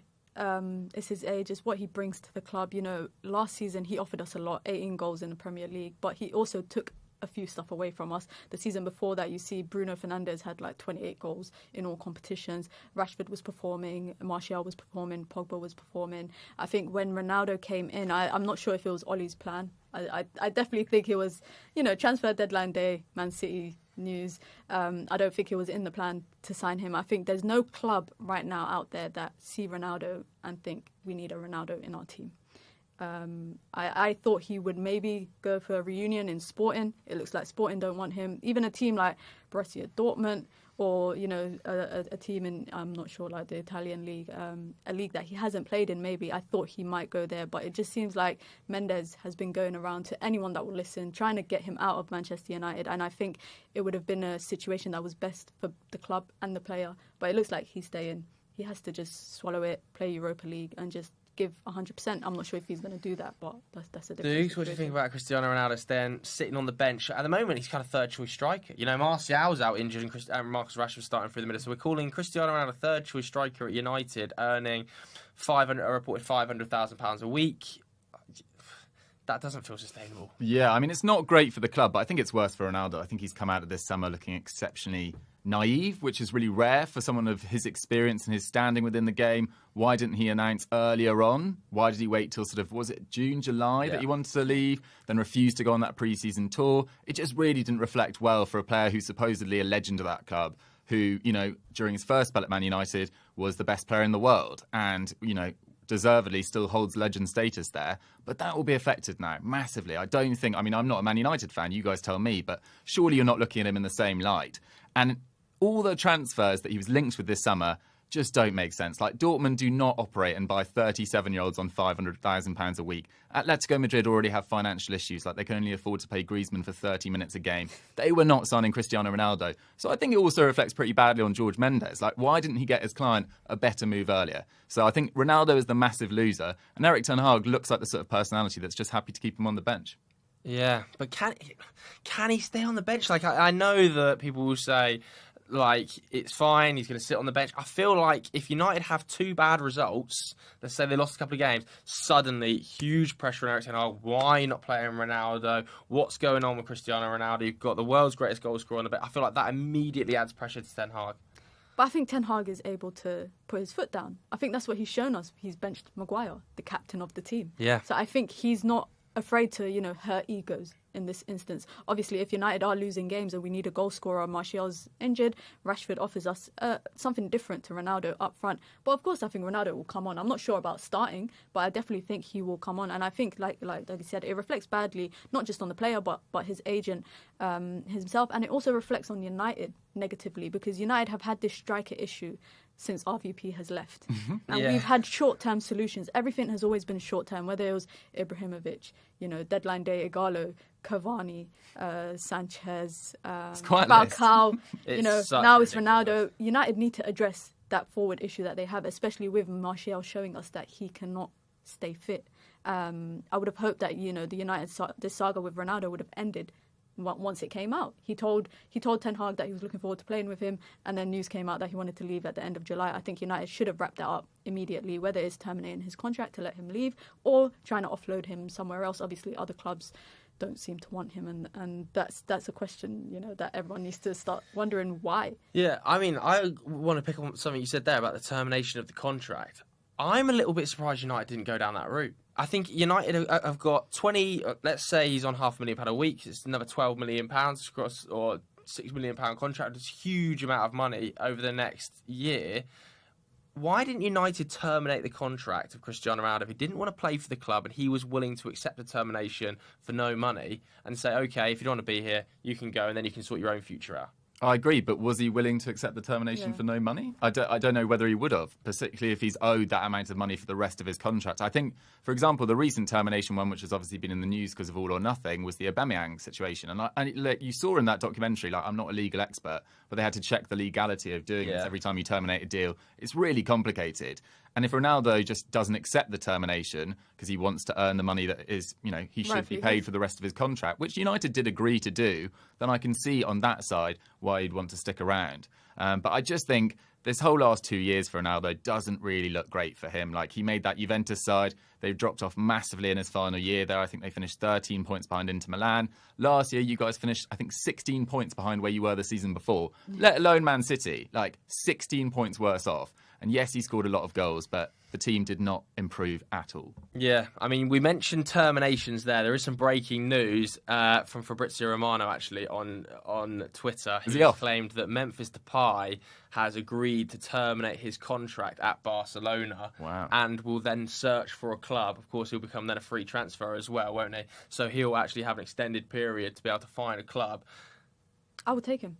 I knew you were going to say I would take him. Not for because he's going to score 50 goals for us, but simply for the squad depth. I think we are so thin up top. We have Rashford. We have, one injury to Martial. We have an aging Ronaldo. We have Anthony coming in playing on the wing. We got Elanga. We need a forward, and I think Depay offers that versatility up front. When it comes to Europa League, when it comes to FA Cup, when it comes to the times in the season when we're playing 2-3 games within 8-9 days, I definitely think we need the squad numbers. On a free transfer. I don't see why United don't jump at it. Dukes, I want to mention another club potentially for Memphis, Chelsea. If you were Memphis, what are you thinking? I think it'd be a great option for Chelsea, to be honest. I still think even with Aubameyang, they look short of goals, at least to compete with Liverpool and Man City this season. But I actually think Arsenal could go in for him as well. They've been linked with a winger throughout the whole summer. They haven't managed to secure one. Rafinha, Cody Gakpo in the last week or two. I think he'd add depth up front as well. I mean, they've only got Gabriel Jesus and Nketiah as out-and-out nines. Depay can play centrally. It's not his best position. But I think he'd be great for Arsenal. So if they've got a little bit of money left over, then that potentially could happen. We've seen the Douglas Luiz deal seemingly collapse today. So they've clearly got a bit, kicking around. But Chelsea Arsenal. I think these are great moves for Memphis Depay. And he really needs to, United. You didn't say United. I just can't imagine him going back to United just because of how his first spell Unfinished ended. business. But maybe there's an element of that, and also a Dutch manager. Maybe that would change his opinion. But there's just an element of, I feel slightly sorry for Memphis Depay. He went off like a rocket last season. Then Ronald Koeman was fired, barely got a look in under Xavi. They've signed 3 forwards in his position, Ferran Torres, Aubameyang and now Lewandowski. And they've now terminated his deal after his dream move only a year ago. Yeah, I mean, he was excellent at Lyon as well, wasn't he? He kind of rebuilt his career post-Manchester United. And he was at United in like an awkward stage of his career where I feel like he was really developing as like not only a footballer but as a person. There was a lot of reports at the time, wasn't there, that, he had a few off-the-field problems and he was a bit of Loved a a party Rolls boy. Royce. Yeah. Yeah, and stuff like that. And I feel like he's now grown up a little bit past that stage of his life. I was listening to one of the Athletic podcasts midweek and they were talking about Memphis when he was at Manchester United originally. They asked him to move out into like Cheshire and stuff, and he wanted to live in the city centre to go on a few nights out and to the clubs and stuff like that. I remember him wearing a lot of weird hats at that time as well. His fashion was going up and down. It was. He loved a hat. Yeah. He'd love a hat. So I, as a United fan, I agree with him. I would really like to see Memphis Depay come back. I think he offers cover all across the front line. I think he could play through the middle and offer depth for us. But if I had to put my money on it, I think he might go to Chelsea. I mean, as we speak, it's 9:19, so he's got an hour and 40 to sort this out. I think if he terminates his contract, he can sign become after a free the deadline. agent, and then I think free agents can sign at any stage, can't they? I don't think there's an actual rush okay. to sign. I'm not 100% confident about that, but I think that the free transfer window, basically, you can sign free agents for any start a stage little of the bidding window. war, Memphis. But yeah, I think Memphis will have really good options. I know that he was close to joining Juventus, wasn't he? And that deal collapsed. But if somebody can get him in the Premier League, and maybe if it's not a Chelsea, it might not be a Arsenal, Man United. We saw Southampton have bids accepted for Cody Gakpo. We saw it's quite something going from Barcelona to Southampton. I know it is, but it's the Premier League this season has had pull like no other. Some huge names have gone to lower end clubs, haven't they? So I think if Southampton needed a versatile forward and play across the front line and score goals after missing out on Cody Gakpo at £40 million, maybe they can put some of that transfer fee into wages for Memphis. I seem to remember Spurs have been linked to him consistently over the last 2-3 years. I don't know the sort of how legitimate those sources are, but he's definitely been in the papers being linked to Spurs. So maybe Conte. We saw him being linked with Yannick Carrasco earlier in the week. He didn't get that forward in. Maybe he'd look at Memphis Depay. Yeah, it's going to be very, very interesting to see where Memphis Depay ends up. Let us know what you think about Memphis Depay's future and whether or not he'd be a good option for some of the clubs we've talked about in the comments below. Let's move away from Manchester United for a little bit then, and let's talk about Manchester City, because they are flying. And what have they got up front? Like, what is this that I'm seeing? He's a robot. Yeah, It is incredible. Like, he started so well, and I actually think, weirdly, he could have got more goals. There was quite a few chances in the first couple of games where Foden went through and just didn't square to him. Yeah. So, I mean, it could be about 11-5. And at the moment, I know it's it will slow down, but he's currently on track for 68 Premier League goals if he continues at this rate, which is absolutely mad. But I did a bit of a calculation earlier. I think he needs 24 goals in the remaining 33 games if he stays fit for that amount to break the Premier League goal-scoring record for a single season.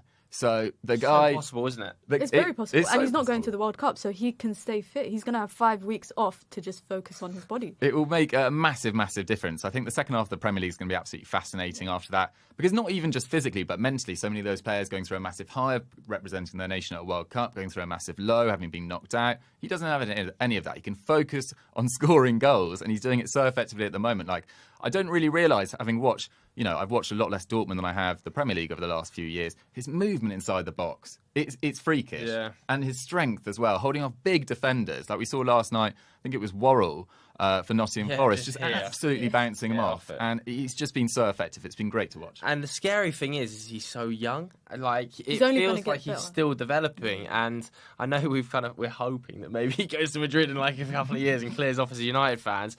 But how many goals do you legitimately think he can score this season? Because I'm looking at him now. I think at the start of the season I was predicting like around the 20 mark. I thought that'd be a really good season for him. There is a betting in period. Nearly halfway there. He might not be guaranteed to start every game under Pep Roulette. You never know. Now I'm like, God, he's nearly at 10 and we're in August. I think he could be hitting 40. I think if he stays fit and City continue how they are, I think he can hit 40. Mainly because when you watch City, you see the way Bernardo Silva, Kevin De Bruyne, whether it's Gundogan, Foden now, they look for him in the box. They just put a ball in the box. Float it in. And they know that he's going to beat his man to the ball. is like, and that's how he scored a hat-trick in 38 minutes last night, which to me I think is ridiculous. Yeah, the beauty of it is as well for Erling Haaland is that a lot of people are saying, oh, he needs to be rotated. Pep will start to rotate him. He's coming off at 60 minutes. Yep. He scored his hat-trick and Pep's like, right, I still come think on, he's give getting me a up to hug. full fitness as well, Yeah. because I don't think he actually played that much in pre-season. So, didn't, no. yeah, I still think we haven't really seen the finished article with him. What I do find quite interesting is I think on, maybe it was the second match week, I think he completed 2 passes in the game. And people were like, this is going to really affect City's build-up play. And to be fair, in the first 2-3 weeks, I didn't think they looked as good as they did now.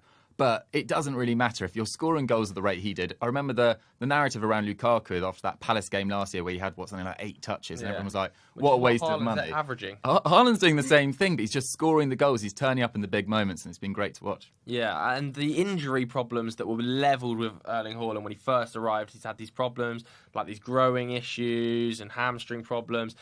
With a World Cup in the middle, like you mentioned earlier, it feels like even if he was to pick up a relatively serious injury in October, and let's say he twisted his ankle, was out for 6 weeks, 5 of those weeks he's not going to be playing any football. Sure. So he can take his time and like bed into this City team, and I just think it's frightening. I'm now thinking like 30 goals is going to be minimum for Erling You'd Haaland. expect so after this start. What will be quite interesting is next month the Champions League starts, and all 6 group matches are played in 8 weeks. So that is going to be an intense schedule for every top 4 side, or top 4 from last year, I should say. So that will be interesting. But if you can keep this momentum up, why not? They are creating at such a rate. Yeah, and what they're going to drop him. Oh, here comes Julian Alvarez, who has started the season like a rocket as well. 3 goals in 5 games, and nobody's even talking about him. So I think City are getting goals. Whether Haaland's on the bench and Alvarez is playing, or Alvarez is on the bench and Haaland's playing, I think they're going to get their goals. I think with the Champions League, they've got a relatively okay group compared to the other English teams. I think they will confidently come out of that group. I don't think Haaland's going to play, all 90 minutes in every single game, but he's definitely going to get game time. And I think City have that depth, whether it's in the middle, whether it's up front, they have that depth. And Squad's I think a joke, innit? the squad depth is crazy, and they've just brought another centre back to add to their centre back depth now. So it's interesting to see how everything's going to go with the FA Cup, the Carabao Cup, the Champions League, and the Premier League all playing at the same time. Yeah, I mean, we saw him feature midweek. We saw him feature the weekend, Haaland. So do you then rest him at the weekend? Do you think that now might be the time to take my foot off the gas? We've got Aston Villa away, I think, and then I've got Champions League games. I've got big fixtures coming up. Does he rest him, or does he just go, scoring hat-trick every week, I've got to play this guy? Yeah, I mean, as Mina says, they don't have the most challenging group, but it'd be nice to go 6 points from the first 2 games. So you maybe do want to keep him fresh. I actually don't. I can't remember who their first game is. I know it's Sevilla, Dortmund. Sevilla and Dortmund. Dortmund, okay. So, yeah, if they can go 6 points out of a possible 6, then that would be fantastic. So maybe they do rest him at the weekend. But at the same time, like, you kind of want to keep that relationship building. I mean, it's only been 5 games. Like, keep the momentum going. And as you say, he's coming off after 60 minutes. Like, the guy's a genetic freak. He can play for way longer. Yeah. So I think it's absolutely fine. But at the same time, as Mina says, Julian Alvarez is looking brilliant. I think their second goal in particular last night, such a nice finish. I think we almost forgot about him during the summer because he was signed in, February it was. And, he's hit the ground running as well. So it's just a great time to be a City fan. I wish I was. He's South American Player of the Year. I know. And it's just like, I've just forgot that For a relatively low fee as well. Forgot that he exists. I think it was like 14 mil. Ralph Ragnick requested him to the United board, and they were like, nah, he's unknown. Yeah, but I feel like Ralph managed to request every player. Yeah, every time player, anyone's linked He's him very good at his Ralph own PR. Yeah, he as loves well. his own After PR. he leaves the club, it's always, the truth comes out, or the Ralph truth. Yeah. Have you got Erling Haaland as captains in FPL? I did last week. No, yeah. I I did in midweek. Yeah. Yeah, I did him. But you haven't got him as your captain. No, in so FPL. I had Salah, but I took him out, put KDB in, Bench. captain KDB. Good. He got benched. Howler. Oh, Howler. So mate, it's- come on. it's You a got to have sad Haaland. FPL I have Haaland. Yeah, I agree. I think Haaland will start against Villa, despite the fact that they have the big fixtures coming up against Sevilla and Dortmund, and I think they've got a big Premier League fixture as well in the mix. I think they will just continue with the same sort of group setup because they've got to build those connections. Kevin De Bruyne said, didn't he? And I think it was after the Community Shield, it was like, look, the passes aren't quite connecting, but that's because I've got to understand his runs. He's got to understand my rhythm as well. And I think you can already start to see those connections building. I think Pep will continue to work on those connections, continue to keep Erling Haaland through the middle. You don't drop a striker who scored 2 hat-tricks in 2 weeks. No, sure. Like, you don't even to rest him. It would be madness. Yeah. You mentioned him a minute ago, Manuel Kanji. We've got to talk about him because that is a shock of a move. Yeah, I don't think anyone really saw it coming. I thought they were sort of done in the centre-back department, but Laporte's been out for a little while, and I think he was sensational last year. I think he was probably City's best centre-back. And, he's been out for a little while. Did they need another player in? Probably, but I was surprised it was Akanji, to be honest. He didn't have a great year at Dortmund last year. He's persistent injury issues throughout his career as well. I don't think he's ever hit 25 Bundesliga starts. And last year, they were quite quick, or this summer, I should say, they were quite quick to get rid of him, bringing in Schlotterbeck and Süle, because Manuel Kanji and Mats Hummels, admittedly with not much protection in front of them, were making consistent mistakes. So it is a little bit of a strange one. I also saw something about £180,000 per week. I'm not sure whether that's totally accurate, but that's a pretty chunky wage on someone who's pretty injury prone.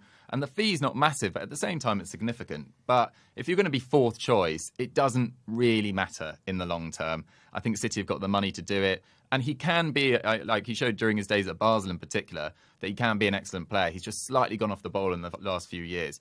So I'm intrigued to see how he does in the Premier League, but I don't think he'll get that many minutes in the next couple of months. Yeah, I mean, I like the player. And obviously, I think part of the reason he's been brought in is like, he's so intelligent. Have you guys seen the clip of? Have you seen his maths? maths? Yeah, his maths. If you haven't seen Manuel Kanji do the human calculator, I suggest going and finding that clip on Twitter.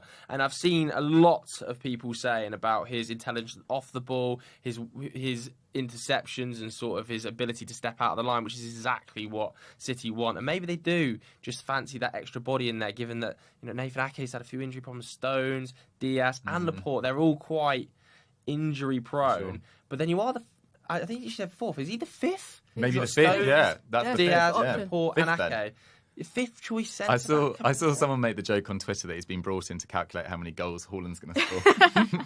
Yeah, what do you think of it? Yeah, I think 15 million. I think what can go wrong. City have the money. It's not like they don't. 15 million is nothing to them. We spent 15 million on Malacia, which was a great deal because he's a youngster.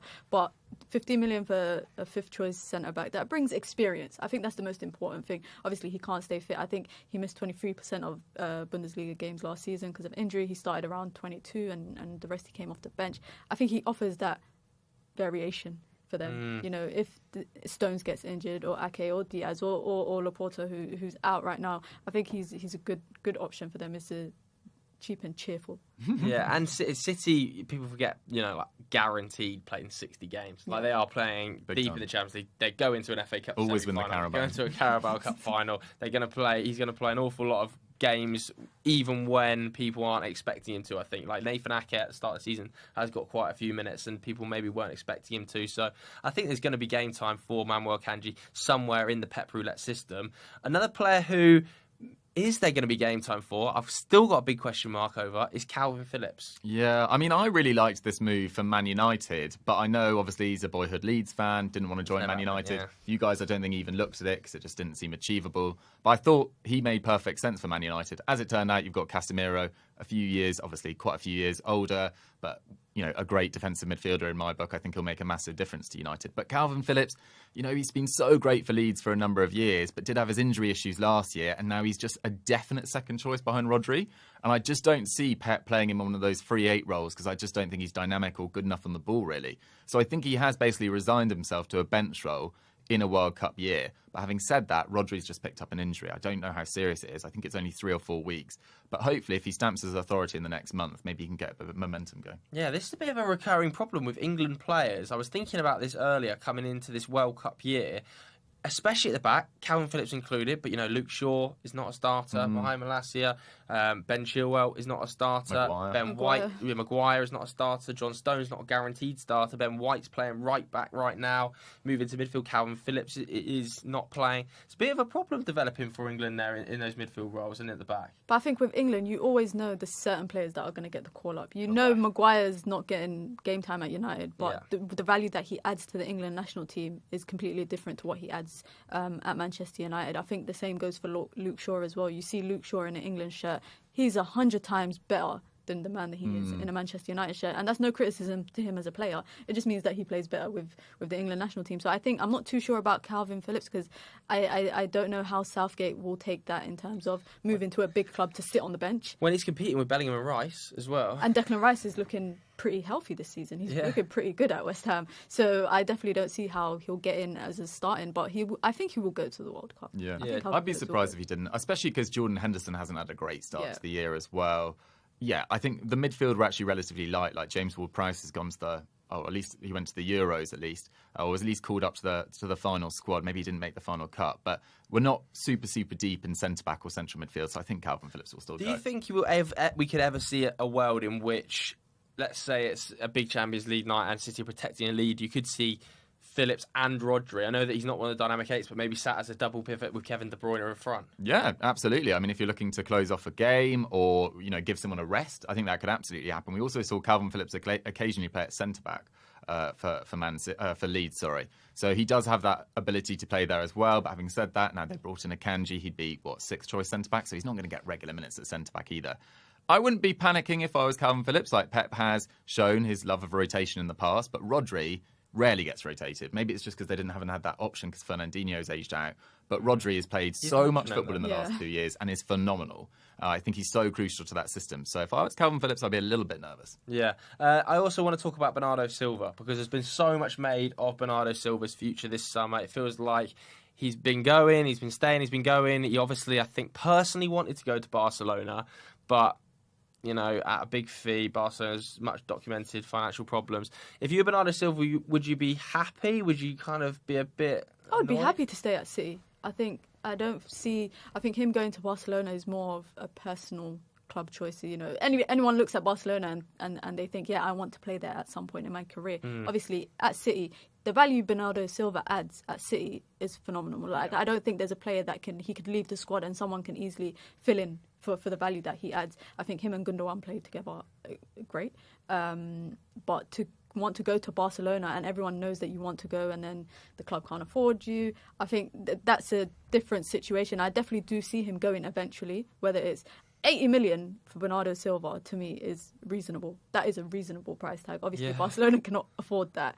But I don't think it's going to hinder the way that he plays this season. I think he's still going to give 100% on the pitch. Yeah, this idea of Man City being willing to accept a £55 million fee. I was looking at those reports in Barcelona what are they smoking out there? There's just absolutely no way Man City let him go 50 mil. No, absolutely. He's so crucial to their system and can play in a variety of roles. He started this season on fire. There was links of him and PSG, but it looks like PSG have gone in a different direction. They signed Carlos Soler, they've signed Fabian Ruiz, they've signed Vitinha, Renato Sanchez, so they've really gone young in that central midfield area. Bernardo Silva, you guys are saying 80. I think if he was to transfer this summer, I think City could have easily asked for 100 million. He is that good. I think he is. If you make a composite 11 of the Premier League, I'd have him in my midfield alongside De Bruyne. As one of those free positions. Yeah, and City have been so good at selling. So good at selling. Have they taken in close to, 200 million this summer? Yeah.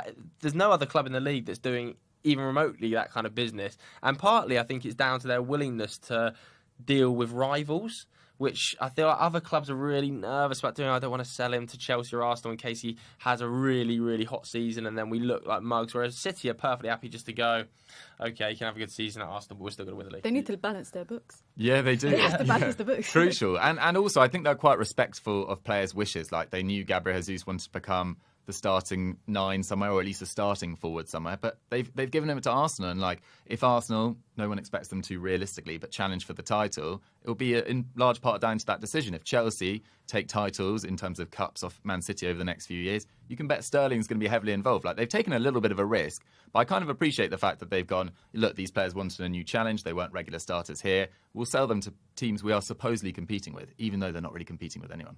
Yeah, and they also do great business with outgoing youngsters, 15 million for Romeo Lavia. I think they got a similar sort of fee for Bazunu as well in goal. And then you look at Man United. Well, I just want to bring him up quickly. James Garner, £9 million. That's for ridiculous. Everton, no buyback. That's 9 million is ridiculous for a player of Garner's ability, especially I think out of all the academy players coming up from his time. I definitely saw him as a first-team starter at United. Maybe not a starter, but rotation player. And to send him out on loan to develop and then bring him back just to sell him on deadline day for 9 million is outrageous. I know. I think if United had been smarter about it and gone earlier in the window, they could have got close to 30 off of a club like Forest. I think Forest were extremely interested in him. And if they hadn't have already signed 32 central midfielders not on Forest, then they probably would have gone for James Garner on deadline day. But what makes it even more puzzling for me is that they had interest from a number of clubs, Southampton supposedly in from Leeds, Everton, Was there no way there could have been a bidding war built up there? Like, when I watch Manchester City do their business, it feels like, oh, there's interest from him, there's interest from them. You're going to have to pay you 50 million to get this player. Otherwise, would you keep him? Well, also, and he went on your pre-season tour. He played a part in that tour. Did Ten Hag not realise then? Well, I think he was injured at the start of it, Yeah. though, wasn't it? Okay. It was a bit of an awkward one because he was meant to play a major role in the pre-season, and then he picked up an injury, so he missed all 3 of the games on tour, which is, probably the reason that did him a You could bit. still think like they could have got that deal sorted earlier. Yeah. They decided to sell him. Maddening. I agree. It's a bit like Arsenal selling Guendouzi this summer after a loan deal was agreed last year for €9 million. And Guendouzi's worth way more than that. So's Garner. But fair play to Everton. They've made some good midfield signings in this summer. Like they had to. I think their midfield's been coasting for far too long. But Onana, Idrissa Gueye, Garner, that's a nice looking midfield. And then with Doucouré coming in there as well, they just look short of goals, Everton. But fair play to them. Yeah, and also Manchester City, when they've sold these players, there's been no looking back. It's not been like, oh no, now we're not going to win the title. They still walk away and win the title. When United sell James Garner, you can guarantee James Garner goes on to be a star. And United are like, oh my god, 100 million price tag to bring him back. price tag. Why didn't we put the buyback clause in there? Let's move across the continent a little bit then, Dukes. We know you're an expert in all things European football as well. Yeah. I want to talk about Barcelona because it feels a little bit like Barcelona, I know we've spoken about it with Bernardo Silva, have almost embarrassed the Premier League to a level this summer because either players have fobbed off Premier League clubs, i.e. Rafinha, Frankie de Jong, and chosen to go there, or they've just gone, okay, you can have our like bits and bobs, our dregs. I mean, how has this happened?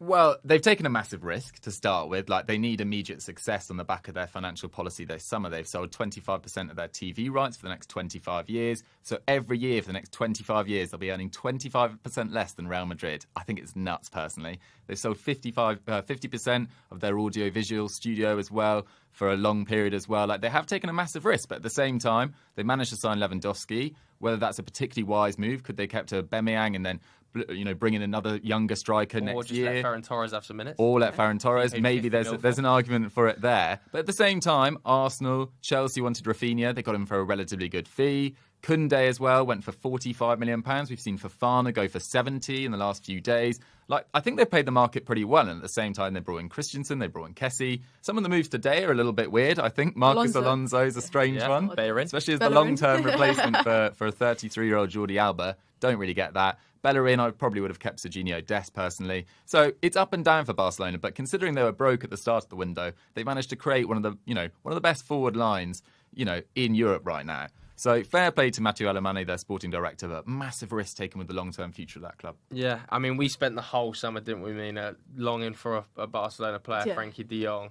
He's decided to stay. Unsurprising. Unsurprising, but I think that says a lot about him.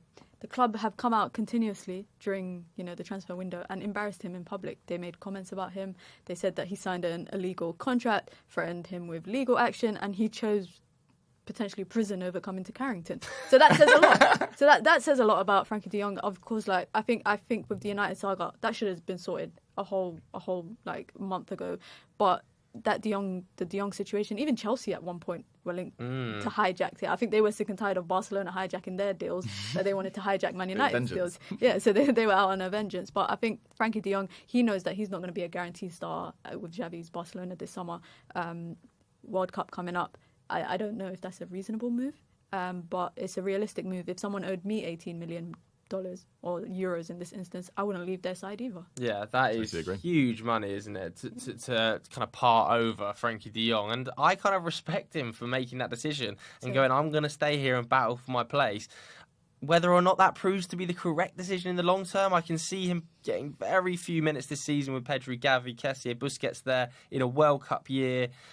I know that he loves Barcelona and he is obviously just built a house or bought a house there and his partner lives in Barcelona and they love the lifestyle.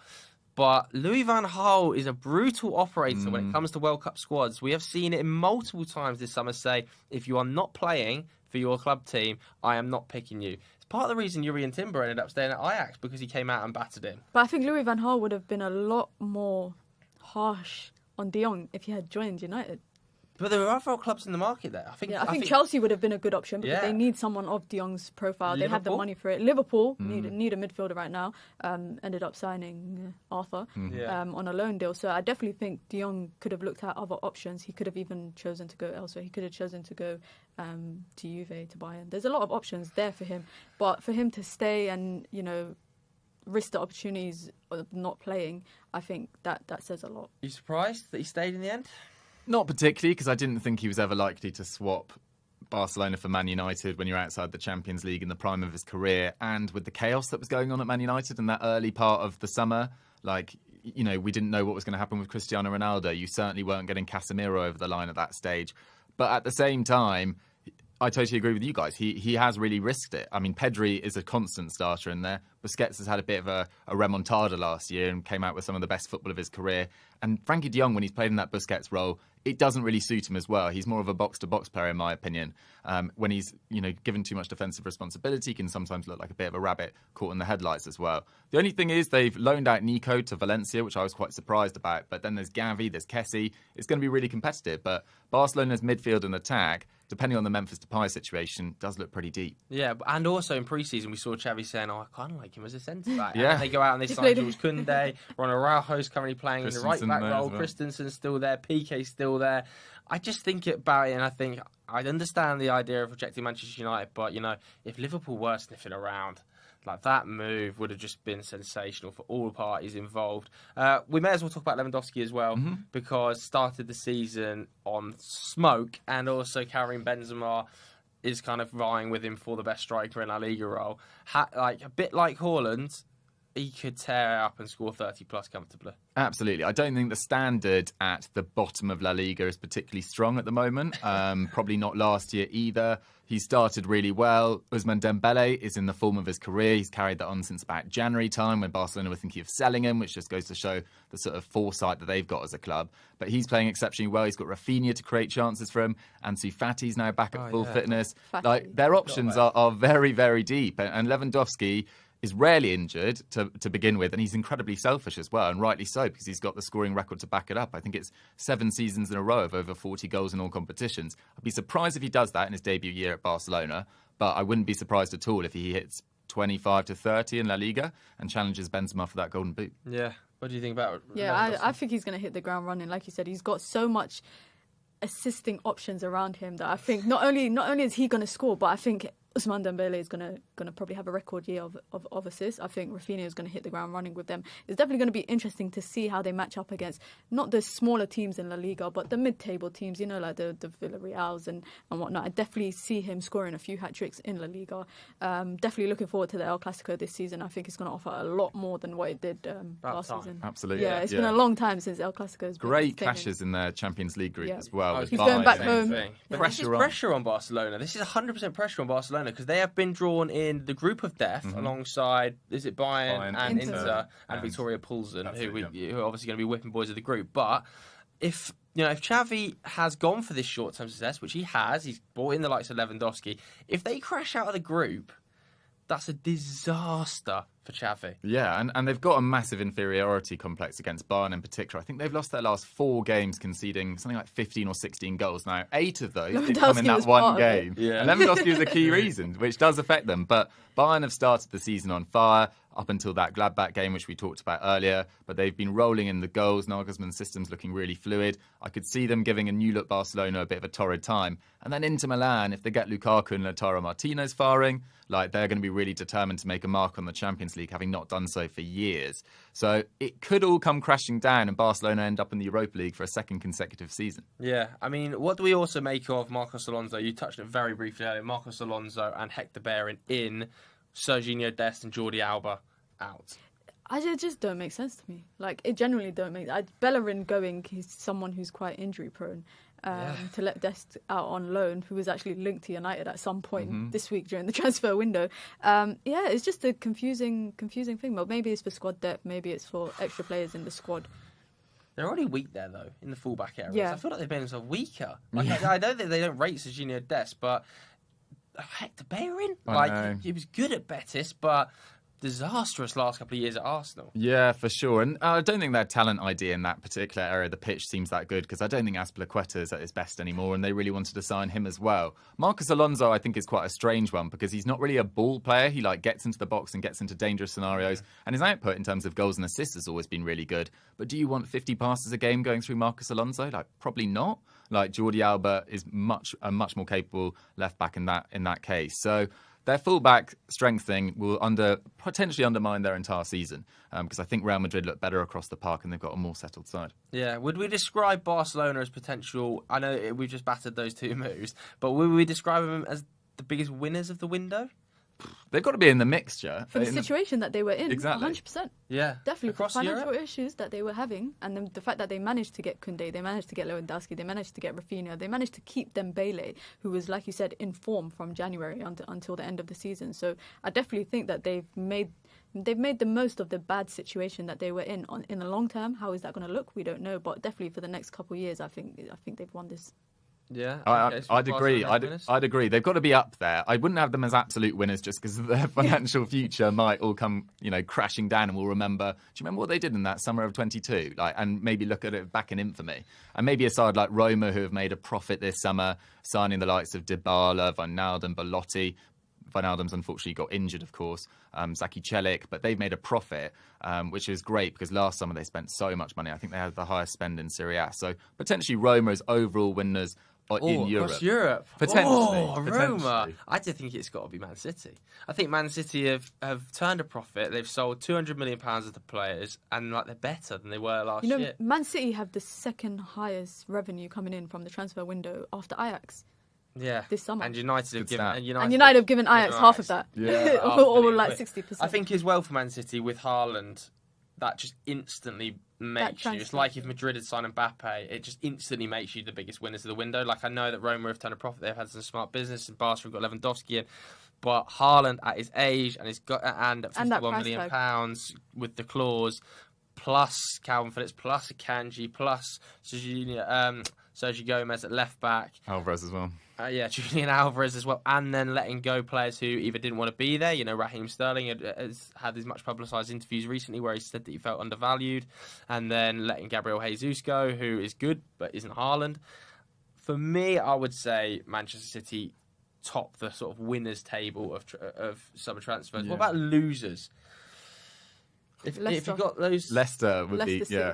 Yeah, Leicester City to sell, for a player like Fofana, 70 million. That's a win.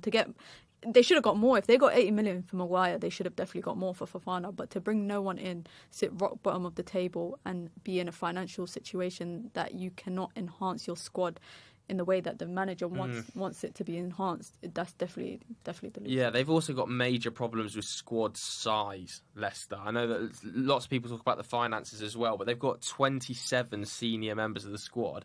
They absolutely cannot afford to go into this season again with too many players. Last season, they had non-police men who they couldn't even register in the squad. It's a major issue, having too much of a bloated squad. That's, I think, part of the reason they've ended up going, you know what, it's a big FIFA fan, he wants to go. We've got such a bloated squad, we're going to have to say yes. But I agree. I don't... they've just lost to Man United as well. United closed that game out 1-0.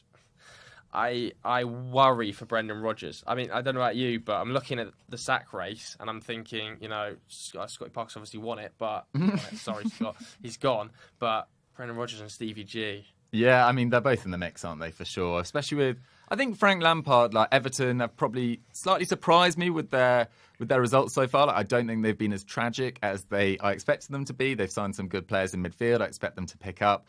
They've been linked with Ben Barrett and Diaz today. I think that move as either, I'm not sure on the latest on that. Maybe we can get that through to the studio. But yeah, Everton will certainly be, or Frank Lampard will certainly be in the mix there. But I think Steven Gerrard, I think Steven Gerrard, to be fair, Aston Villa, for the quality of player they brought in, I know they got really unlucky with Diego Carlos, in that long-term injury.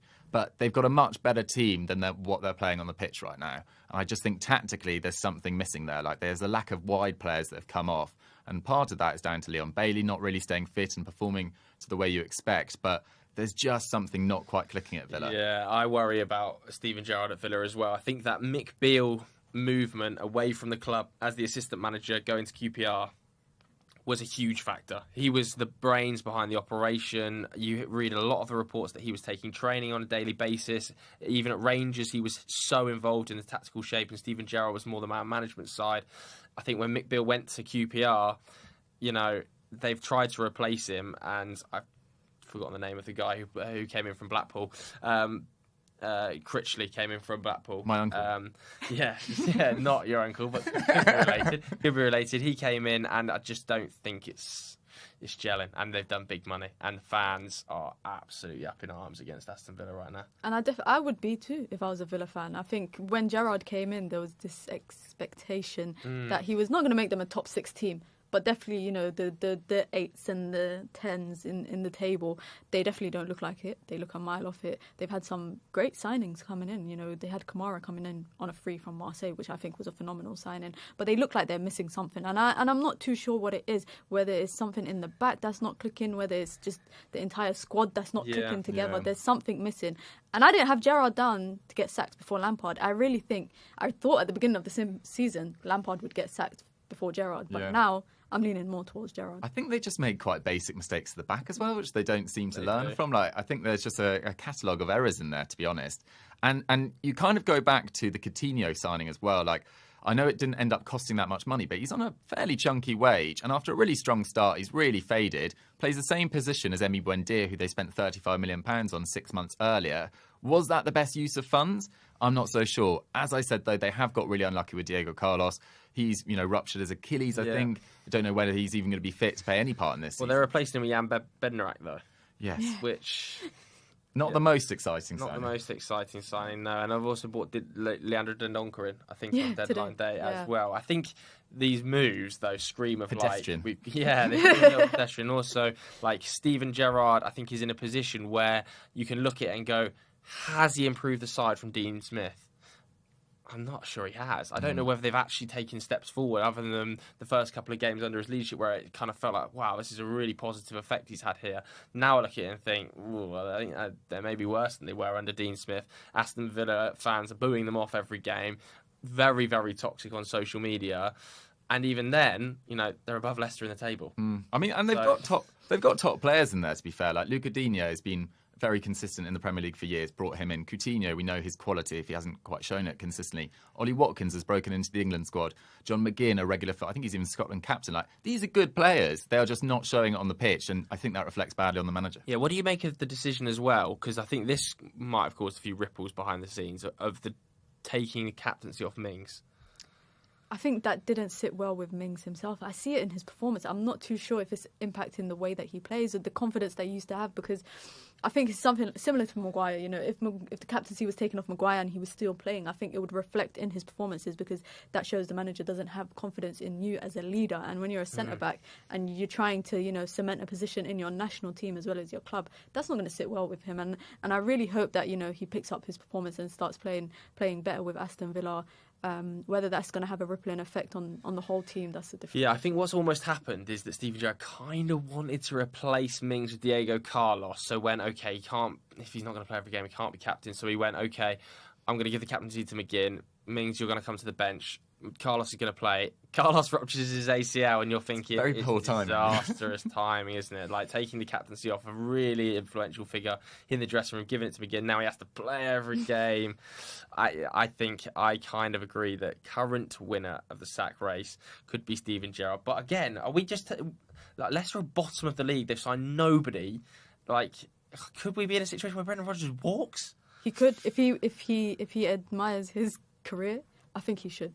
I think definitely. You think Rodgers should walk? I definitely think he should walk. Not only does he doesn't have, and you see it in his press conferences lately. He is the vibe that he has when he speaks about the senior management at Leicester. It's like there's bad relationships between them, and there's something toxic going on there. So it's either that it's going to get so toxic that it's going to start to impact the players even worse than how they're playing now.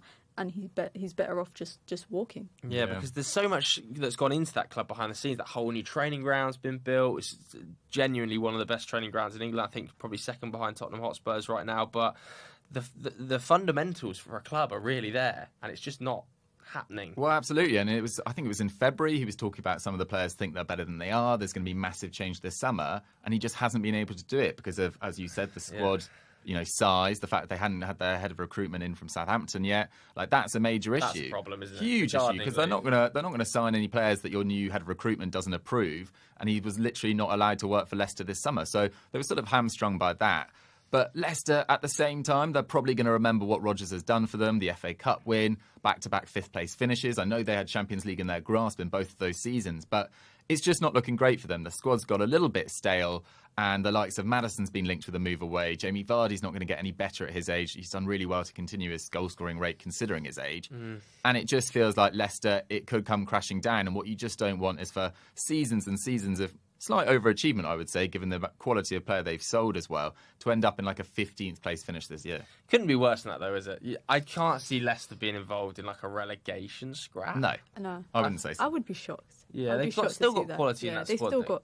They still got quality, but whether you see on the pitch or not, that's a different question. And I think with the first 5 games of the season, we've realised that the smaller teams, not the smaller teams, but the mid-table teams, like the Brentfords, the Brightons, the Newcastles, they're performing. They're getting better. They're getting better. They really are, and it's not only they're getting better, they're getting like more progressive. They're getting like really exciting to watch. You watch Brighton, and you're like, wow, like this is so well coached, and then you watch like Leicester, and you're like, what am I watching? This is just a little bit dull. So I do slightly worry for Brendan Rodgers. I also slightly worry for Steven Gerrard. Are there any other names that we think could be potential candidates here? Well, I mean, Bruno Lage hasn't picked up that many results, but actually in every game I've watched of Wolves, which I think is only 2 to be fair, but they've actually created a lot of chances. Yeah. Hopefully Sasa Kalajic, who comes in from Stuttgart, can start putting them away, because Raul Jimenez, unfortunately, just since his injury, hasn't been quite the same player. I'm sure it's not over for him. I'm sure he can get back to that, but he's just not consistent enough. They've managed to keep hold of Pedro Neto as well. They had a really slow start to the summer as well, but they've ended up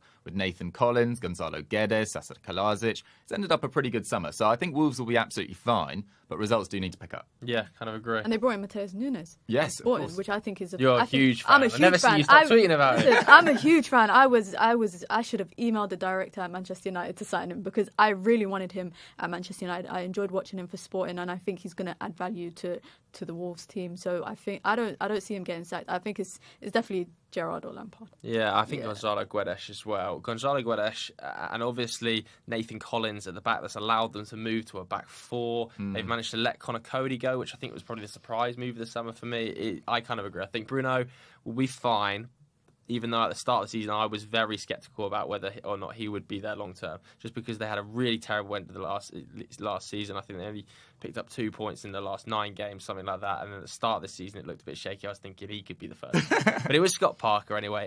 But that is it for another part, another hour. We've discussed plenty of different things. Get involved in the comments section right now, because we are going to bring in some new guests as well. So don't go anywhere, because we're going to be back in about 30 seconds.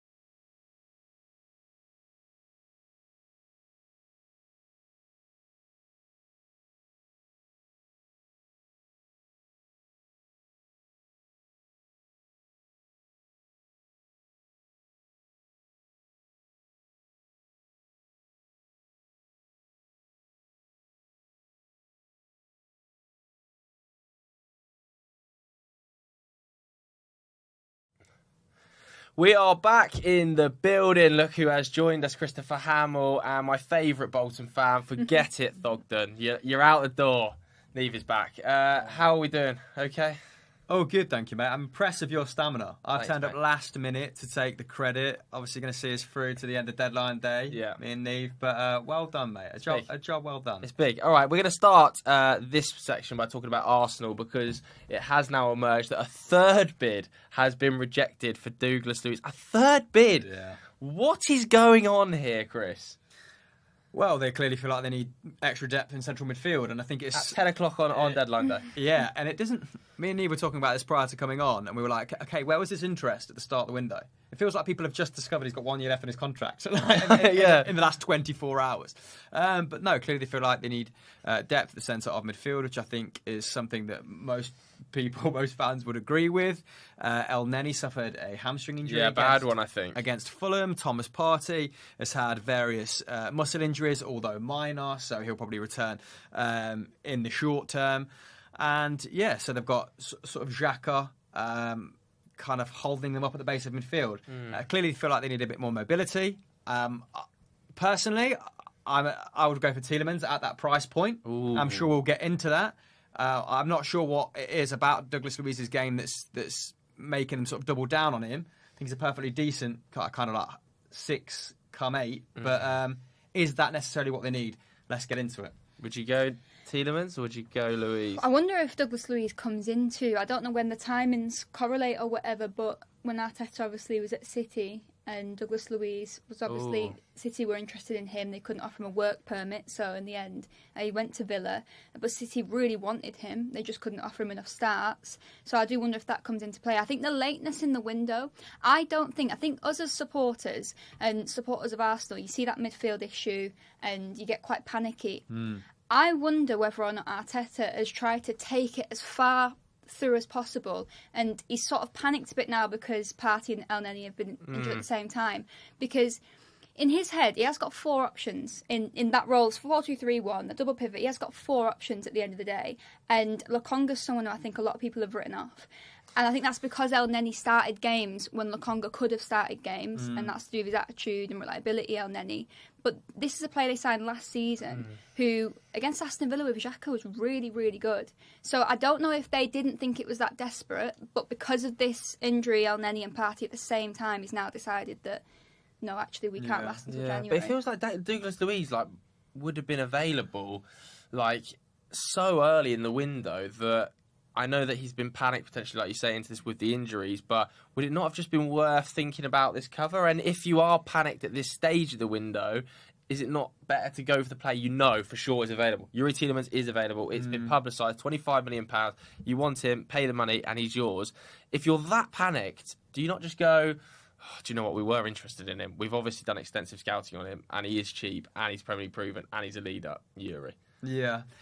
Yeah, I mean, just thinking about that Villa game, I'm now thinking about the composition of that Arsenal midfield, and I wonder if Arteta looks at Lokonga and Xhaka in that double pivot and thinks we're going to get away with it against Aston Villa, who are out of sorts, and they were playing a very direct, very long game that night. Awful to watch. Saliba and Gabriel Magalhaes sort of lapped up, didn't they? But against better teams, that does feel a little bit lightweight defensively. But then to me, Douglas Luiz and Tielemans don't really help out in that regard. Thomas Partey is the outstanding defensive midfielder in that roster of midfielders we just mentioned. And I don't think there is really another one, barring El Neni, and that's what he does. He's a water carrier, isn't he? That's his game, that can fill in that regard. I mean, Douglas Luiz probably can, but his defensive numbers aren't particularly outstanding. In fact, some of them are well below league average, just like Yuri Tielemans. But Yuri Tielemans gives you a much better array of passing, of sort of proficiency in front of goal. He's just as comfortable at 10 as he is at 8. Whereas Douglas Luiz was sort of shifted around that Villa midfield to accommodate other players, and has found himself only starting, 1 game at the start of this season? Yeah. It's one of those weird ones where Villa are rejecting it. He's been made out to be a centrepiece of the side, but they could probably get away without him. I mean, McGinn's been made captain. He's not going anywhere because Gerrard's a very proud man. You have Boubacar Kamara in the centre of midfield. Could have been a good option. All that defensive work could have been a good option. Got that in my research, don't you worry about that. They're paying him an absolute shed load, aren't they? That's why I rejected Atletico Madrid. He's going to be there. And they've got Jacob Ramsey, who offers that forward threat from midfield that the others don't. So I'm wondering where, why, how, Joseph. Yeah, I'm really confused about this one. Like, I know that Aston Villa like the player, but he has got a year left on his contract. At what fee do you think they actually... I know that it's been publicised maybe 40 is the fee. I feel so much. He's got a year left in his contract, and I'm not sure he is the first name on that Aston Villa midfield. Yeah, I don't think he wants to be there anyway. I think he holds Villa accountable for what we perceive him as, because last season he was played out of position. I think he was given too much to handle. I do think to a certain extent Douglas Luiz is a victim of his surroundings, because you look at what he was forced to do. He's also in a team that's very transitional, a team that under Gerrard haven't performed that well. Now you put him into a more controlled environment in a double pivot with the likes of Xhaka next to him, Partey next to him. I think it changes everything. And I think I understand why they're pushing for him more than Tielemans in that regard, because they've got enough creativity in front. That's not the player that I believe they want right now. Yeah. I think it is more of a Douglas Luiz mould. Yeah, and producer George just said to me, Amir, the Douglas Luiz transfer is dead. Is it? So, Wah, wah, wah. I mean, what does that mean for Mikel Arteta? Because he's now wanted a midfielder, not got a midfielder. He's wanted a right winger, not got a right winger. Yeah, we were talking, weren't we, before we came in, about some of the opportunities they've missed out on as well in pursuing Tielemans, in pursuing Douglas Luiz, like Fabian Ruiz, who more box to box, maybe doesn't profiling.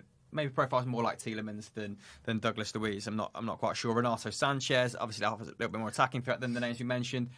But yeah, options are getting threadbare at the moment. But they're still letting Maitland-Niles go. They're still letting. They did this in January. They loaned all these players out, and then we're well short. It's the same with Pepe on the right hand side. I'm sure we'll get to that in a minute when we talk about Saka, but.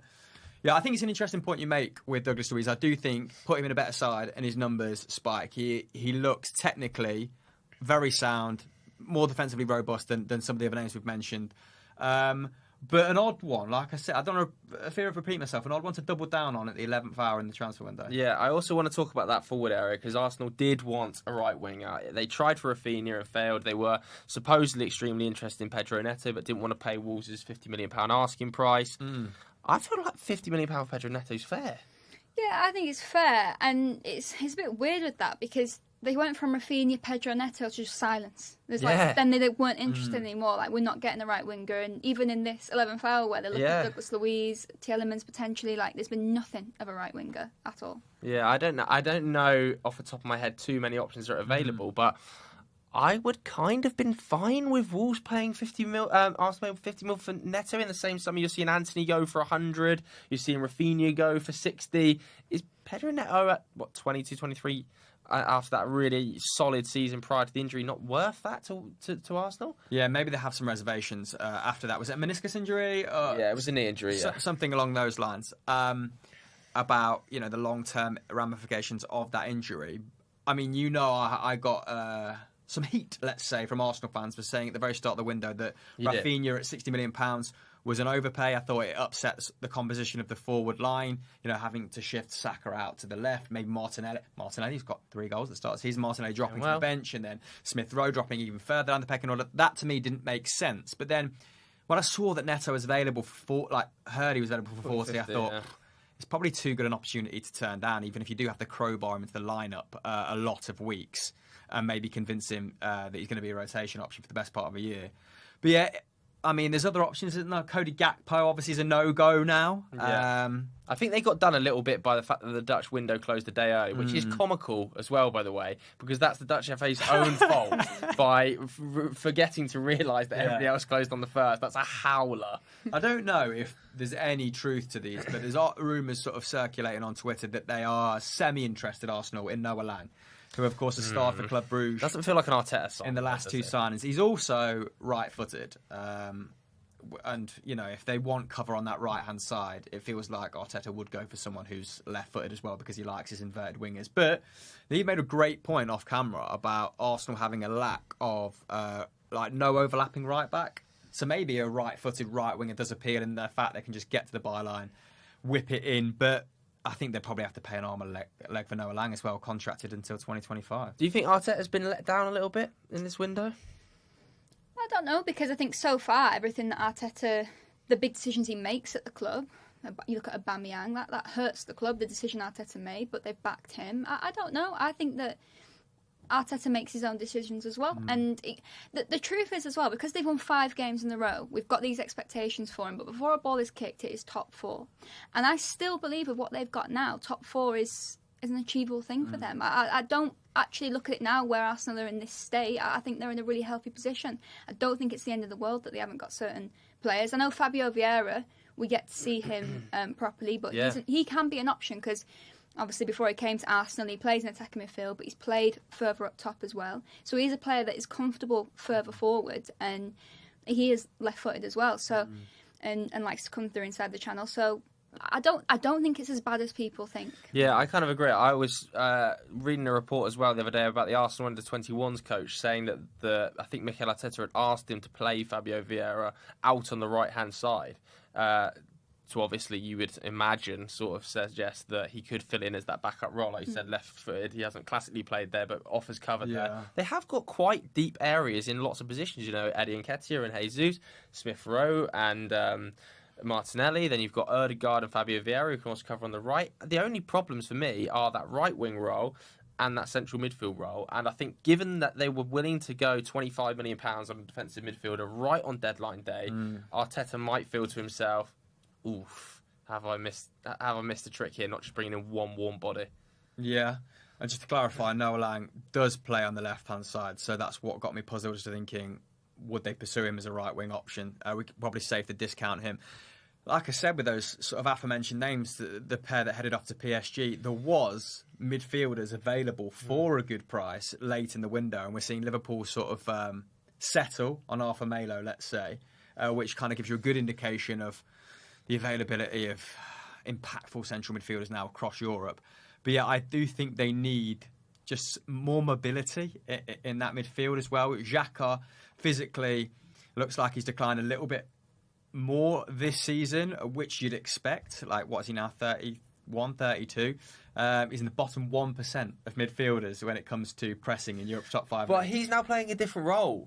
Yeah, I really like Xhaka in this advanced role. I want to say something though. I think Xhaka, in the current form, it's not just this season, in the last sort of year to 18 months, I'm not saying he's better, but I think he's more useful to Arsenal than Tielemans. Oh. So why waste the money when... I honestly do believe, what have we got now? Somewhere at about 13, 14 Premier League games until the January window. It's not the end of the world. But the January window is going to be, I think, near impossible to do business in, because teams are going to have players that have either been unbelievable in the World Cups. There's going to be a ridiculous World Cup premium. If Tielemans goes deep with Belgium, that premium is just going to be crazy. Like the James Rodriguez effect, a player that performs well at the World Cup, the fee is always astronomical. Yeah. I think that World Cup is just going to kill the January window. If he doesn't sign a contract, though, with Leicester? It's up next year, isn't it? Yeah, it is. So January... their last chance to get anything out of it. Goes to Juve on a bumper contract.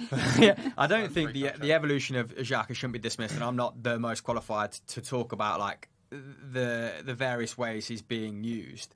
And Arsenal fans do assure me, he's become integral to the side at current. But also there's an opportunity here with the sort of stuttered starts of the other teams to kind of solidify their position as a top 4 club, which is an opportunity that rarely presents itself. Can they win the title, though? Because I've seen people saying it.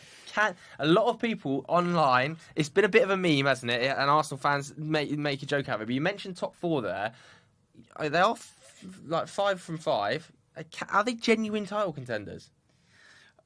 Not for me at current. I think they'll probably be playing like the second or third best side in the country at the moment. I think Manchester City are by far and away the best team in England right now, and Liverpool have perhaps been a touch unfortunate with their points return. Great. But I think if you look at, the second for expected points, third for shots, second for, I think it was shots conceded. So Arsenal, under the hood, are looking very, very good. So they're passing the eye test and passing the stats test, which is normally a match made in heaven, isn't it? But it does still feels a little short. But it just feels like they're just doing too much business too late on. Yeah, and there is something building, though, at Arsenal. Not only, I think, on the pitch, off the pitch. Like, the Emirates is rocking. Like, whenever you go to the training ground, it's super positive. Yeah, you want to bottle this thunder, mate, and get a central midfielder. It is. I feel a little bit like that. I feel like they're just a bit short of it. Yeah, honestly, I think City without Haaland, though, and it's a conversation that we could have based on the way teams have started, but City with Haaland, I think it's too much. And don't forget as well, this is not just Arsenal have got all their players in and you've got a lot of stuttering from other clubs. City are that one other club that got their business done early doors and have done a lot of business too. Yeah. Julian Alvarez looks pretty good as well, doesn't he? Yeah. I mean, should we talk about some winners? We spoke about it with Doogie and Mina as well there. Who would you have as your winners of the window? Man City. I think if they'd have kept Zinchenko, it would have been a 10 out of 10 window. Perfect window. Really? Because they didn't keep him, and obviously they've given him to Arsenal as well. I'm not sure if I'm fond of that. Something like Sterling with 1 year left on his contract, the fee they got, sending him to Chelsea where it'll be a lot more difficult for him, completely rate that. But Zinchenko, don't rate them doing that at all. But apart from that... Why, you just think they left themselves short there, even though they brought Gomez in? Yeah, because it's still a position where obviously now, because Cancelo obviously plays on the left, so it's fine, and they've got Sergio Gomez, but it's that right-hand side now, because obviously with Kyle Walker, and I just think Cancelo being an option on the right, and then Zinchenko and Sergio Gomez on the left. That's all I think, but everything else they've done it early, they've replaced a lot of people as well. Keeping Bernardo Silva, I think that was huge. Yeah, and the fees that they've got as well, Jesus and Sterling nearly 100 million for those two with a year left on their contract. So I just think they've had an insane. It's unbelievable. City for you, biggest winners? You know what? I totally agree with the Zinchenko thing, but I think they were probably pretty confident that they weren't going to get sucked into a ridiculous bidding war for Cucurella. I imagine when they offered 30 plus 10, they thought, yeah, we're going to secure a much better than league average left back, and he's going to contest that left hand side, probably get 1,500 minutes, but. Then Chelsea paid 62 million for him. Yeah. So, I respect them all the more for not getting sucked into that. I mean, we can talk about some of the less glamorous sides. I think Brentford have had a fantastic window. I think Southampton, and I mean, you've disagreed on this on Sunday Vibes in the past, but to rebuild the spine of your side for £50 million, particularly if they get... I've not updated myself on Southampton's current situation, but if they get Kaletakar, if they get Lacroix... I think Lacroix's fallen through, but Kaletakar looks like it's going to happen. Samadozi's gone through as well from City. Southampton's head of recruitment is Joe Shields, who was at City's academy for 9 years, which I think explains... he was the head of their academy recruitment, and now he's gone to become the head of recruitment at Southampton, which is obviously why Lavia, Bazunu... all the boys are suddenly rolling through the door, which I totally respect. And I don't get me wrong, I think there's definite positives at Southampton. My bigger worry for Southampton is in the short term. It's like these young boys that have got to gel real quick. And I know Bella Kotchap's hit the ground running. His partnership with Salisu looks exciting. Still concerned. Lost Mayer as well. I think they might regret that. I just don't see where the goals come from. I'd agree. Che Adams has started the season well. Adam Armstrong, you're hoping to get more out of him. He's been against Chelsea as well. Yeah, precisely. I also think PSG, if we're going to go a little bit continental, have had a great window of kind of simultaneously. They've made the squad younger. The outlay isn't massive. I think they probably spent 130, if memory serves me correctly. Chucking over 200 on top of Mbappe signing. Agent fees. An agent fees. And think brought in another 40 while making the squad younger, while removing egos. Like Luis Campos has just enacted his vision on that club within a month, 2 months. And when you bring in people of that calibre, it just shows you how much can get done in such little time. And I think Manchester United will be looking at PSG's... I don't know, reinvention, let's say. Maybe that's a little bit strong, but reimagination. And be thinking, how did that happen so quickly? Well, let's see him do it first, though. Let's see him do it. Because they can only be measured against winning the Champions League. And that is one of your favourite narratives of the season. That is the truth. That's the only way you can measure against PSG's success. So let's see how they do. But I agree with a couple of your Premier League shouts. I want to talk about Forest as well. Do we have Forest as potential winners? They just keep going, don't they? Are they at 20? I think they might be at 20 now. I think 20 plus potentially. With Aurier is the most recent that they're interested in. It's just all to do with work permit now. Yeah, I was going to say you made a good point with work permit. Yeah, you have to play a certain amount of minutes. Yeah, usually it's about how many starts you'll get, and as much as Aurier, I think they need a position. They need someone in that right wing back role, another body. Well, I say they need more bodies. Somehow they do actually need more bodies in a certain position. However, the form Nico Williams is in is age. I want him to be the one starting. So I wouldn't bring Aurier in and he takes over Nico Williams' spot. So it's whether or not they can give him enough minutes to get that over the line. And it looks like Michy Batshuayi is getting it done as well. The forward options now. Where does Michy Batshuayi fit? Why? Emmanuel Dennis can't get a game. I don't know, mate. Obviously, Awaniyi was a club record signing, probably about, I don't know if Until Morgan Gibbs-White came in. Gibbs-White for 25. And Jesse Lingard, let's not forget, he's on big old chunk. And the rest. I don't know what formation Steve Cooper's going to settle on, but I think a lot of us imagined it to be Lingard. 3-4-3. Yeah, Lingard on the right, Dennis on the left, Awaniyi down the middle, and that felt like it had good balance. It felt like, great work rate. Maybe Awaniyi, whose only real season of banging in the top flight was last season for Union Berlin.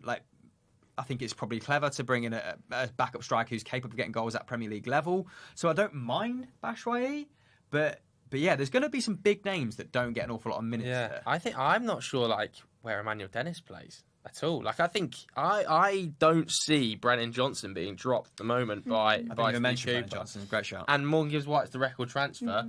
Jesse Lingard is a key component to the side, one of the most experienced Premier League operators they've got on huge wages. Where does Emmanuel Dennis play? He came in at £25 million. What, a rotation with Awaniyi? I think Dennis on the left's good though as well. I think Lingard's best role is in the middle, behind the attackers. I noticed when Forest played West Ham, actually, you could see which player there in that Forest team. They were all really good, but you could see which player knows the Premier League, whether that's the timing of when he went down, little niggly fouls he committed. I just think they could do with him in the centre of the pitch. Yeah, help manage the game towards the end. It's an unbelievable window, though, for a promoted side to bring in 20 players for a record amount of money. Even players like Remo Freuler and Renan Lodi coming in, you're like, what the hell is going on? They've overpaid for anyone. This is the impressive thing about it. Maybe Morgan. It sounds, apart from Gibbs-White, that's pretty much what I was building to. To get someone like Remo Freuler for £9 million is absolutely sensational. And we've said this time and time again. They probably have signed 21 players, but they needed to sign 10 just to replace. Well, if Willy Bolly and Batshuayi, I think they'll be at 23. If Willy Bolly and Batshuayi and all of these players, I think Josh Bowler is potentially involved as well. I mean, it's got to be up there, isn't it? Fulham as well. Another potential dark horse winner. I think they've done some great business, Fulham. Go on, enlighten me. I think Polinia is a ridiculous pickup for a club like Fulham, honestly. I know that Kazawa is not going to set the world alight, but, I think even the striker, his name has just escaped me, that was at Tottenham, Diego Carlos? Vinicius. Carlos Vinicius, that's exactly who I was thinking. Are playing up front. I think that's a great pickup for Fulham as a Mitrovic sort of support act. I think they've had a really good window. Yeah, I think they're probably looking at his goals at the start of the season and thinking if anything happens to this guy, we're in deep trouble. And Carlos Vinicius played second fiddle to Harry Kane well. I mean, it was mainly in the Europa League, his goal contributions to Kane, right? But very sound forward planning. Get a backup striker. He's a good backup striker. And James, okay signing. Add some genuine pace. What do you make of Fulham's business? I think it's a hindsight window, though. I think we will, similar with Everton, I just feel like on paper they've improved. They've done what they can. I'm certainly not trying to throw Fulham under the bus, but I want to see it week in, week out. I want to see it for a little bit longer before I make a decision on them. You see this a lot with teams where they'll spend a lot of money. I think Polini's a brilliant signing, but I still think I'm not calling it off, I'm not saying it's bad, but in a similar way to Everton, when you look at the signings they've made, it's like, without an especially, they're sort of 7 out of 10 signings, they're decent signings, but I think we'll look back in a year and make our decision. Yeah, I think I'm with you. Not totally in love at this point. I mean, it's a Diop cost a fair amount. They're letting people like Anguissa go to Napoli for 13, 14 mil, when I think he's a Premier League caliber player. Of course, that was sort of in the offing for a long time, wasn't it? They've lost people like Fabio Carvalho, so they had a lot of ground to make up. Respect Andreas Pereira, mate, because he's come in. He's made a decent start. Well. Yeah. Great first sub to have on Fantasy Premier League. Yeah, he absolutely is. I even started him this week, and actually, I think he picked up 5 or 6 points. Should we talk about losers of the window then? Let's do it. We spoke briefly with Mina and Doogie, but can you look past Leicester? I mean, you could throw Bournemouth in there, but then I just feel like people just pity Bournemouth at this stage. I feel like people don't really hold Bournemouth to that many expectations, so I feel like you have to take it all out on Leicester because of how bizarre it is. Because it goes against everything, in my opinion, that we've seen in the last few years for Leicester. They're usually so careful, they plan every move, they've usually got a replacement at the club already a year before they get rid of the main person, and all of a sudden they're just so indecisive, they're rushing around, and it's just so panic for them. Yeah. Let's see how White Faiz, I don't know if I'm totally butchering his name at the moment, fares, the young signing from Ream. Let's see how he fares, because obviously the last few players they picked up from Ligue 1 have done really well. He might come in and be a sensation, and Fofana will be an afterthought. It's going to have to be. I think they've sold really well. I don't think they anticipated getting that money that they finally received for Fofana. That's a great fee. Leicester have traditionally parted ways with one of their important first team players every window, haven't they? Which kind of makes me think that they are just going to have to let Tielemans. They're going to have to suck it up and let Tielemans sign a pre-contract in January. But yeah, I mean, even Tielemans, we were saying on the way in, weren't we, that towards the back end of last season, it looked like he didn't really want to be there. You don't want him on the bench because of his problems. Yeah, you don't. He's still the fulcrum of that side, and he doesn't want to be there. That's problematic. There's defensive personnel that Brendan Rodgers has either fallen out with or clearly doesn't trust. You've got Amati starting over Sionku, for example. The centre-backs, Johnny Evans is another year older. The centre-backs are a huge issue at Leicester without Fofana in there. I look at that group and I just think to myself, I don't see any stability in selection or personnel. Like, does he go with Soyuncu and Johnny Evans, and then you're like, well, you didn't like Soyuncu 2 weeks ago, and then it's Amati. Like, I think he might have to play a back five, 3-4-3, just to shore things up. I like Castagna at fullback. I like James Justin at a wing back as opposed to fullback, and they're just so porous at the moment that they might have to play 3 people. Yeah, and it's so surprising because, like you said, they usually forward plan so well. Like, only probably 12, 18 months ago, we were saying like Boubacar Samare, look at that piece of forward planning for potential exit of either particularly me, or something like that. And then it's I remember the tweet, but it's just gone out the window. Not to mention Kasper Schmeichel as well. Massive character, captain, obviously, taking that role off Wes Morgan. And when you watch Leicester, like when I've been to watch Leicester live, you hear how vocal Kasper Schmeichel is. And now you replace that with Danny Ward, and it just feels like that's a huge downgrade. Yeah, and I think off the field, Kasper Schmeichel was just so influential at that club. And obviously, he had a bad season, and he started the season terribly in Ligue 1, but some things you just can't quantify with stats and like things like leadership in the dressing room and impact around the club is definitely going to affect Leicester without having Kasper Schmeichel, especially when Brendan Rodgers' voice is already being questioned. Yeah, and partner that with Tielemans leaving, who is constantly referred to as his eyes and ears on the pitch, right, and his coach on the pitch, or I'm probably paraphrasing there. And you have there's an exodus, or all the big names want to leave. And I don't know if that just coincides with not playing Champions League football. I don't know if they're just sick of the various methods enforced at Leicester, but it feels very stale, doesn't it? Yeah, absolutely. I mean, I want to talk about a few other clubs that I'm not putting in the losers category, but I think deserve shout-outs just for their windows. I think West Ham have had a very interesting window. Obviously, they've got Paqueta through the door. They've got Scamacca through the door. They've spent a lot of money. But then there is still part of me that thinks, does David Moyes trust these signings? Or is he going to stick with Antonio up front? And, does Paqueta start every game? It's a really interesting club versus Moyes debate almost, I think, at West Ham. Yeah, it's a strange one, but I think Scamacca is going to be some player in the Premier League. I can't wait to see him play more and more minutes. I do know what you mean. I feel like this will be a big season for David Moyes. They haven't got off to the greatest of starts, but then they've also not had these players coming into the team either as well.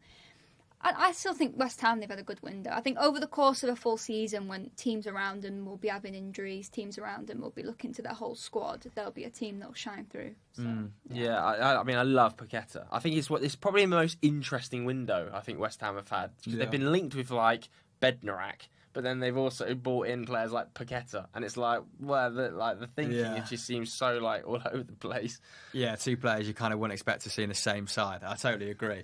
I think these probably are Moyes signings. I think even with Paqueta, who has already been mislabeled, miscategorised as a luxury player, I think hard work. You look at his underlying numbers, and they're very David Moyes. I think he completed the most, I think it was the second or third most defensive pressures in Ligue 1 last season, won the ball back, I think 20 odd times, which placed him first in Ligue 1 last season in the opposition's third. So he's a guy that works really hard from his advanced midfield position, and that hustle and bustle is something that is a trademark of David Moyes, right? But interestingly, got the finesse to sort of go along with it. I think they have lacked a bit of creativity through the middle, particularly when Souček plays next to Rice in that double pivot, and they do play that 4-2-3-1. And you've got.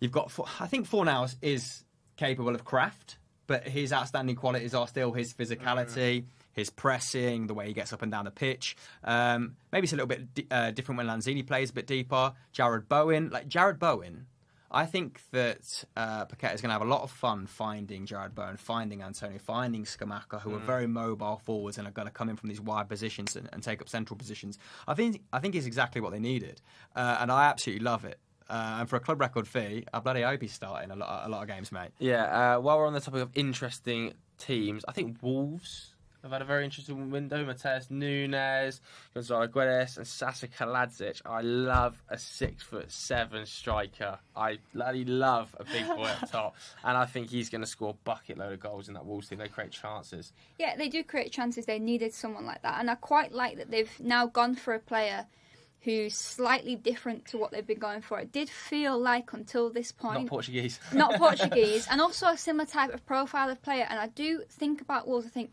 it's obviously Bruno Lage. There's question marks over him and whether or not he's going to be the one to get the most out of these players. But he's brought in, similar to Nuno, players that really suit him, his contacts, the profile he wants. Is the new manager coming in? He's now got this base. They're good players, but because they've been so narrow with what they've gone, their approach, it's sort of that transitional period might be a little bit more difficult for the next manager. But then when you've got a 6'7" striker, I love the idea of the switch to the 4 at the back as well, and moving Conor Cody on. Like, I was very sceptical at the start of the season about whether it was going to work, but Nathan Collins is just so good, and Max Kilman is so good that I think, you know, if he can start to pick it together, there is a definite strong 4-3-3 formation there. Pedro Neto, Gonzalo Guedes, Sasa Kaladzic up top, and then Ruben Neves, João Moutinho, Nunes in midfield. It's a very clear identity, and it's quite exciting, I have to say. Let's talk about some other potential sort of awards, if you want, something like that. Categories. Sure. Best transfer. It's stupid not to say Haaland, isn't it? When I think of these things, there's always a little caveat in my mind, like, except Haaland, right? Yeah, let's maybe do it except Haaland, because I think we can all say Haaland's just tapping, isn't it? Yeah, pretty Well, I'll go back to Zinchenko then, just simply because I think City should have kept him. I think that's the one player that, you know, with City getting rid of players, that's the one player that someone's picked up in the Premier League. I love Jesus, but I think that's the one player that Arsenal have picked up there where it's actually going to be in their favour and actually hurt City. I think that'll end up hurting them towards the end of the season. I do. Oh, Zinchenko best transfer. Who do you think? Jota on a permanent at Celtic, mate. And we just lost 500 viewers on the stream. No, I would probably... I mean, Gabriel Jesus is... It's hard to dispute him as, I don't know, probably my top 3. How impactful he's been for Arsenal at the start of the season, giving them that sort of focal point that they've maybe missed in the last couple of years, or at least with, you know, Aubameyang completely dropping off. I think he's been totally unleashed by Arteta as well, where he's playing quite a controlled way, let's say, by Pep, particularly when he was put on that right-hand side. It just feels... He just looks full of confidence, and it's just great to see that sort of manifest. I'm trying to think of maybe some signings lower down the league, just so we're not talking about all the big boys. I like Aronson at Leeds. Yeah. Looks really good, and that's the position they needed. Yeah, we should definitely talk about Leeds. That's a great shout. I think Tyler Adams has been a wonderful signing as well. I thought both of them were a little bit of an overpay at the start, but like Aronson and Tyler Adams look Premier League ready already. I think Jesse Marsch deserves a lot of credit as well for turning that side over, because he had to replace some important parts, didn't he? Yeah, I love some of Leeds' business. I think it's been really smart. Obviously, the idea of moving Rafinha on and Calvin Phillips was painful, but, you know, Rafinha, I don't know whether he really would have worked in this new Marsh, like, super narrow winger kind of fashion. I thought he was way better out super wide and, like, attacking, whereas Brendan Aronson now you're seeing, like, playing almost through the middle at times and pressing the life out of every human on the pitch. The midfield two of Mark Rocker and Tyler Adams and Christensen at right back, like, they've identified exactly for a Jesse Marsch system. Jesse Marsch has worked with half these players before, for goodness sake, and they've gone straight in like a glove. Victor Orta deserves a lot of credit for getting a composition of those new signings spot on as well. You just highlighted Rocker and Adams there.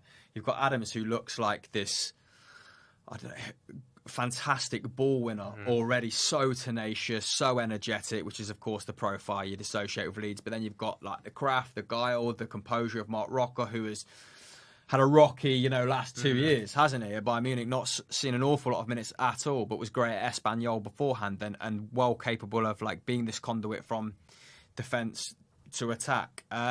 So I just think the way they've all meshed together. Yeah, lovely. Up there. I've got a couple other names I want to throw in the hat. I think Nick Pope is an unbelievable bit of business by Newcastle. He's just so good in goal. I think he's going to save him an awful lot of points this season. I know that people will label that he's not amazing with his feet, but I don't think that's how Eddie Howe wants to play either. I think as a shot stopper, there's not many better in, I'm going to say, Europe. I genuinely think Nick Pope is one of the best shot stoppers in Europe. I also think it's unfair.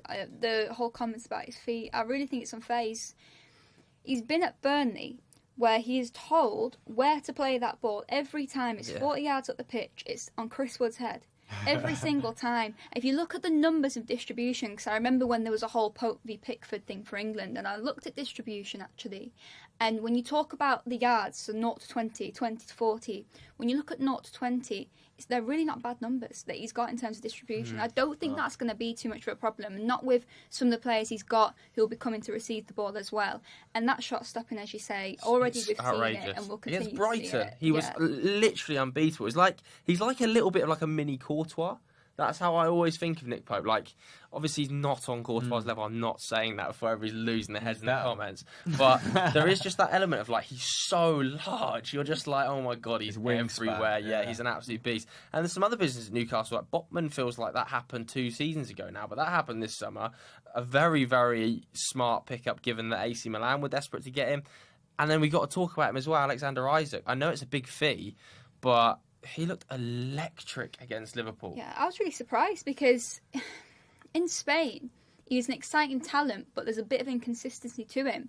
But then that second goal that was disallowed, the movement as well, like literally Gomez, Robertson, they'll be having nightmares of him, that movement around them. And then his finishes, they'll smash it, real like striker instinct. Yeah, and it's going to be super interesting to see how he plays with Callum Wilson, because I think when Wilson's fit, he's going to play. Like, he's so reliable as a goal scorer. So does that mean they go for a free of Alexander Isak, Callum Wilson and Alan Saint-Maximin? That is an exciting front three. Man. Yeah, like he's well capable in the second striker, isn't he? Definitely. And you've just got, I like the profile of their attackers. They are like versatile. In Alan Saint-Maximin, you've got someone that completed like 150 dribbles, twice as many dribbles as anyone last season. If you can channel that a little bit more constructively, and have someone like a Wilson, a fit Wilson, or a inform Isak on the end of the sort of opportunities he's generating, they're going to score a lot more goals. Yeah.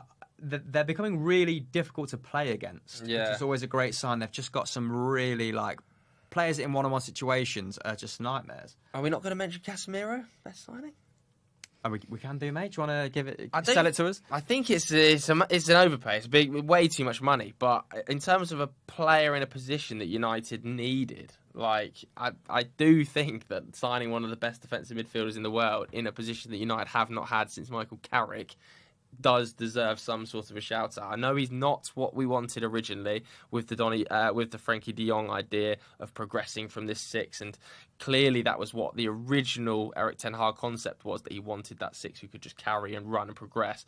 But maybe he's just changed his mind a little bit. He's had a couple of games in the league and gone, wow, this is way more physical, way more battle hardened than I was expecting. He's gone out and gone, who can we get in that DM role that's like that? Like, Casemiro is that guy. Does he get you top 4 though?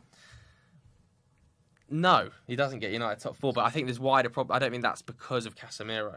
I also think that you have... I don't think there's anybody in the world that could get United top 4 in that position. Not just Casemiro, Anthony as well, massively overspent, and they don't get you top 4.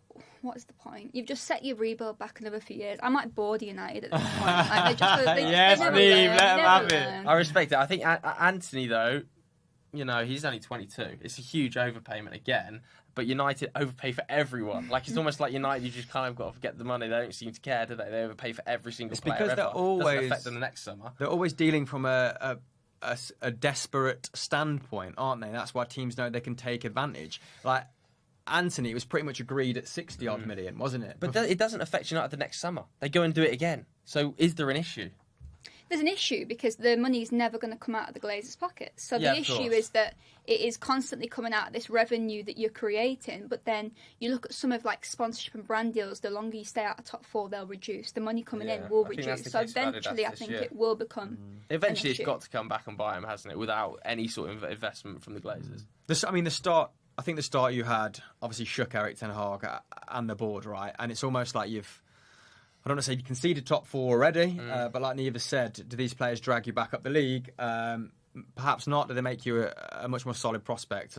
Absolutely. It's confusing. It's confusing. What do we think then of overrated transfer? Do you want to throw one of those names in there if you're not having Casemiro or Anthony? Anyone from the United pile is it's not even their fault as well. I'm not like holding them account. I think they're all really good players. And it's really sad with Anthony because I've always thought of him as a really special talent. But I just think it's not. Why do you say it's sad? He's going to come in and be it's sad for him hit, because you just know his career's going to unfold in the way it's going to unfold. There's nothing he could do about it. It's like the Twilight Zone. It's like they just no matter how good you are, you could have signed Haaland and it would have been the same as well. Like it's just something wrong with Manchester United. Yeah, I mean, it's hard to dispute. But I mean, there were problematic. I feel like you've got a left-footed right winger. You really needed one. You really needed a CDM. It means Jadon Sancho can go back out to the left. So you saying Anthony overrated as well? No, I'm actually trying to sort of rebuff the negativity a little bit because I think it does. It also helps other players maybe be their best selves by having these players in the side. So it improves. I've used the word composition a few times, but it improves the composition of your side no end. But yeah, you're still so far behind the other teams that these fees are more pronounced, aren't they? Overrated signings. Oh wow, I don't think there's been an awful lot of bad business done this summer by the Premier League, and that's why people gravitate towards United. Yeah, I think I kind of agree because the big fees there, United, it's very easy to point to. I mean, overrated. We mentioned some of Tottenham's business in the last section as well. Is there a couple of names at Tottenham maybe you talk about Tottenham because they were not great against West Ham? Maybe not necessarily overrated individual signings, but maybe more the fact that because it was more difficult in certain areas anyway for Tottenham to improve their first 11, and they've improved their squad really, and we're not really seeing the benefits of it yet, in the same way that Arsenal have improved actual players on the pitch that are genuinely leading to them winning games that they might otherwise not. I think maybe it could be a bit reactionary though, just simply because the only sign they've brought in that's really impacting them on the pitch is Basuma, and I know some Tottenham fans aren't too happy with him. Yeah, I think Perisic has been good. Yeah. Whenever I watch them, like I'm almost surprised at his technical he can take level. corners with both feet. No, but it's not just that. I think. Although last night the switch off from the throw in for West Ham is criminal from a player of his experience. But I just think he's such a big upgrade on like Sessegnon and Reguilon. Yes. Particularly going forward, right? Still not like someone that you would say is a real two-way fullback by top 4 Premier League standards. I mean, looking at both fullbacks in the Tottenham game, you think there's still areas they could feasibly upgrade and it not be that difficult to find perfectly good candidates. I was actually looking at that starting 11 and thinking, you know what, if they finish comfortably in the top 4 again, Conte deserves an awful lot of credit. And Harry Kane was a little bit out of sorts, and so was Son, and Kulusevski wasn't at his probing best. But when their fullbacks aren't firing, or they were being really well contained by West Ham, and I think David Moyes deserves an awful lot of credit for the game plan that he sort of enacted in that game, because he just cut off the forward supply line, and they were all dropping. And when their fullbacks aren't firing, their central midfielders aren't going to do an awful lot of damage. Bentancur, Højbjerg, Basuma's probably got a little bit more range in both of them in terms of passing. But I was like, oh my God, there's no creativity in the middle of the park here. Yeah, I think overrated is a really hard category. Maybe we should have a look at underrated transfers then, because I think that's where you find some more interesting value pickups. I want to pick up on one that's gone to Brighton today. Billy Gilmour. £8 million on a permanent. And I think he'll thrive at Brighton as well, because he's a really technical midfielder. Billy Gilmour to Norwich. it wasn't a good move in my opinion. No. They hardly have the ball. So what is a player like Billy Gilmour, who thrives on the ball, going to do at a team that doesn't have the ball? And I think he got a bit lost there. But at Brighton, I think they'll absolutely thrive, especially with a back three, him in midfield, the players he's got around him, Caicedo, I think, I love the idea of Billy Gilmour, Caicedo and Mwepu as like a midfield free options with like an ageing Adam Lallana offering something in there as well. I think that's such an interesting move. I do think it's a low fee. It feels really low. It feels like him and Garner have both gone on the same weekend on the same day for like 9 million apiece, and both of them are massively undervalued. Have we finally seen British players be evaluated fairly? Is that just what's happening? I think it's cheap, classic Chelsea though. I think Chelsea, for a team that spends so much money, look at all the hundreds of millions they spend on defenders, and they had Gahey just there. I think that is just typical Chelsea. Tammy Abraham, and they always do that. They always let go of players. Yeah, but we've seen this with unrealised potential. But we've seen this window, like Keane Lewis Potter come from Hull for 20. Yeah, good season last year in the Championship, but James Garner was exceptional in a Forest side that got promoted. I think if United had been willing to do that at the start of the window with Forest before they'd signed so many midfielders, United would have probably got a fee 15 to 20. Double that. I think it's like the flip situation with Manchester United, in that these middling clubs know that they could probably lowball these overspending big clubs because they need to balance the sheet somehow, and it's obviously getting late in the window. And Chelsea probably need to generate funds desperately after spending in a borderline reckless fashion, let's say. So what's 4 or 5 million to them in the grand scheme of things at the moment? But it does show you that great business can be done at Premier League level, inside the top 10 teams.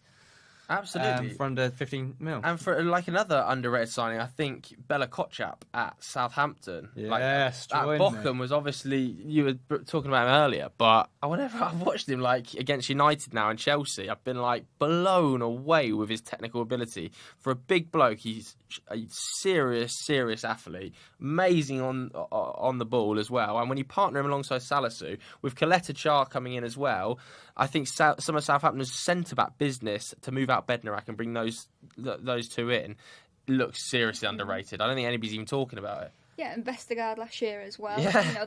Southampton were getting stale as well. I was worried about Southampton the last couple of years. This was the time to rejuvenate, and they've got an awful lot of younger players in, but I think that works for Hasenhüttl and the running he wants, that heavy metal football that he wants at Southampton. This was the time to do it, and they've got themselves some real future assets now. And I think what they've done in this window could be how they have Premier League football for the next 5 years. It's what secures it for them. No, I think you make a great point in terms of it was getting stale at Southampton, because prior to the Chelsea win, there were rumours circulating that the players were unhappy with just the general vibe around the place, and Hasenhüttl has obviously spoke about retiring early in the past, and that he doesn't know if he'd take another Premier League job after Southampton.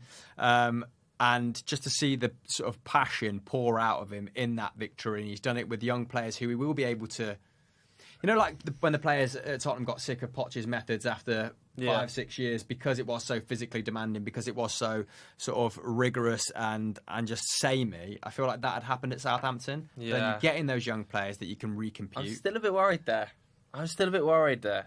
They obviously had so many issues last season, Southampton. They had the second half of the season standard collapse. That happens every year. Sure. And then they got rid of all of Hasenhüttl's first team coaches and opted, obviously, not just to keep Hasenhüttl, but they kind of backed him, but they felt it wasn't fresh enough, and they said, okay, well, you can stay, but we're going to give you an entire new first team coaching staff. Then they brought the Man City head of academy recruitment in. He's coming as well.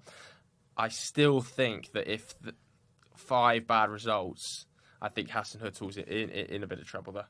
For me, I think to finish anywhere above, they finished 15th last season, didn't they? If memory serves me correctly. But anywhere above that, with a younger squad that they've refashioned for not a lot of money, I think is perfectly fine. Yeah, and they, like you said, there is some underrated signings in there. Any other ones in there? Amadou Onana, I think at Everton, started the season really well. Some views on that. It's a weird one, because I look at Everton's window, and Everton fans won't thank me for this. I don't think it's a bad window. I just think it's a window that we will look back on it and make a decision, and we might look back on this window. You see it in football, and everyone gets carried away because you bring names that we know. We recognise a lot of these names that Everton have brought in, you know, Premier League names.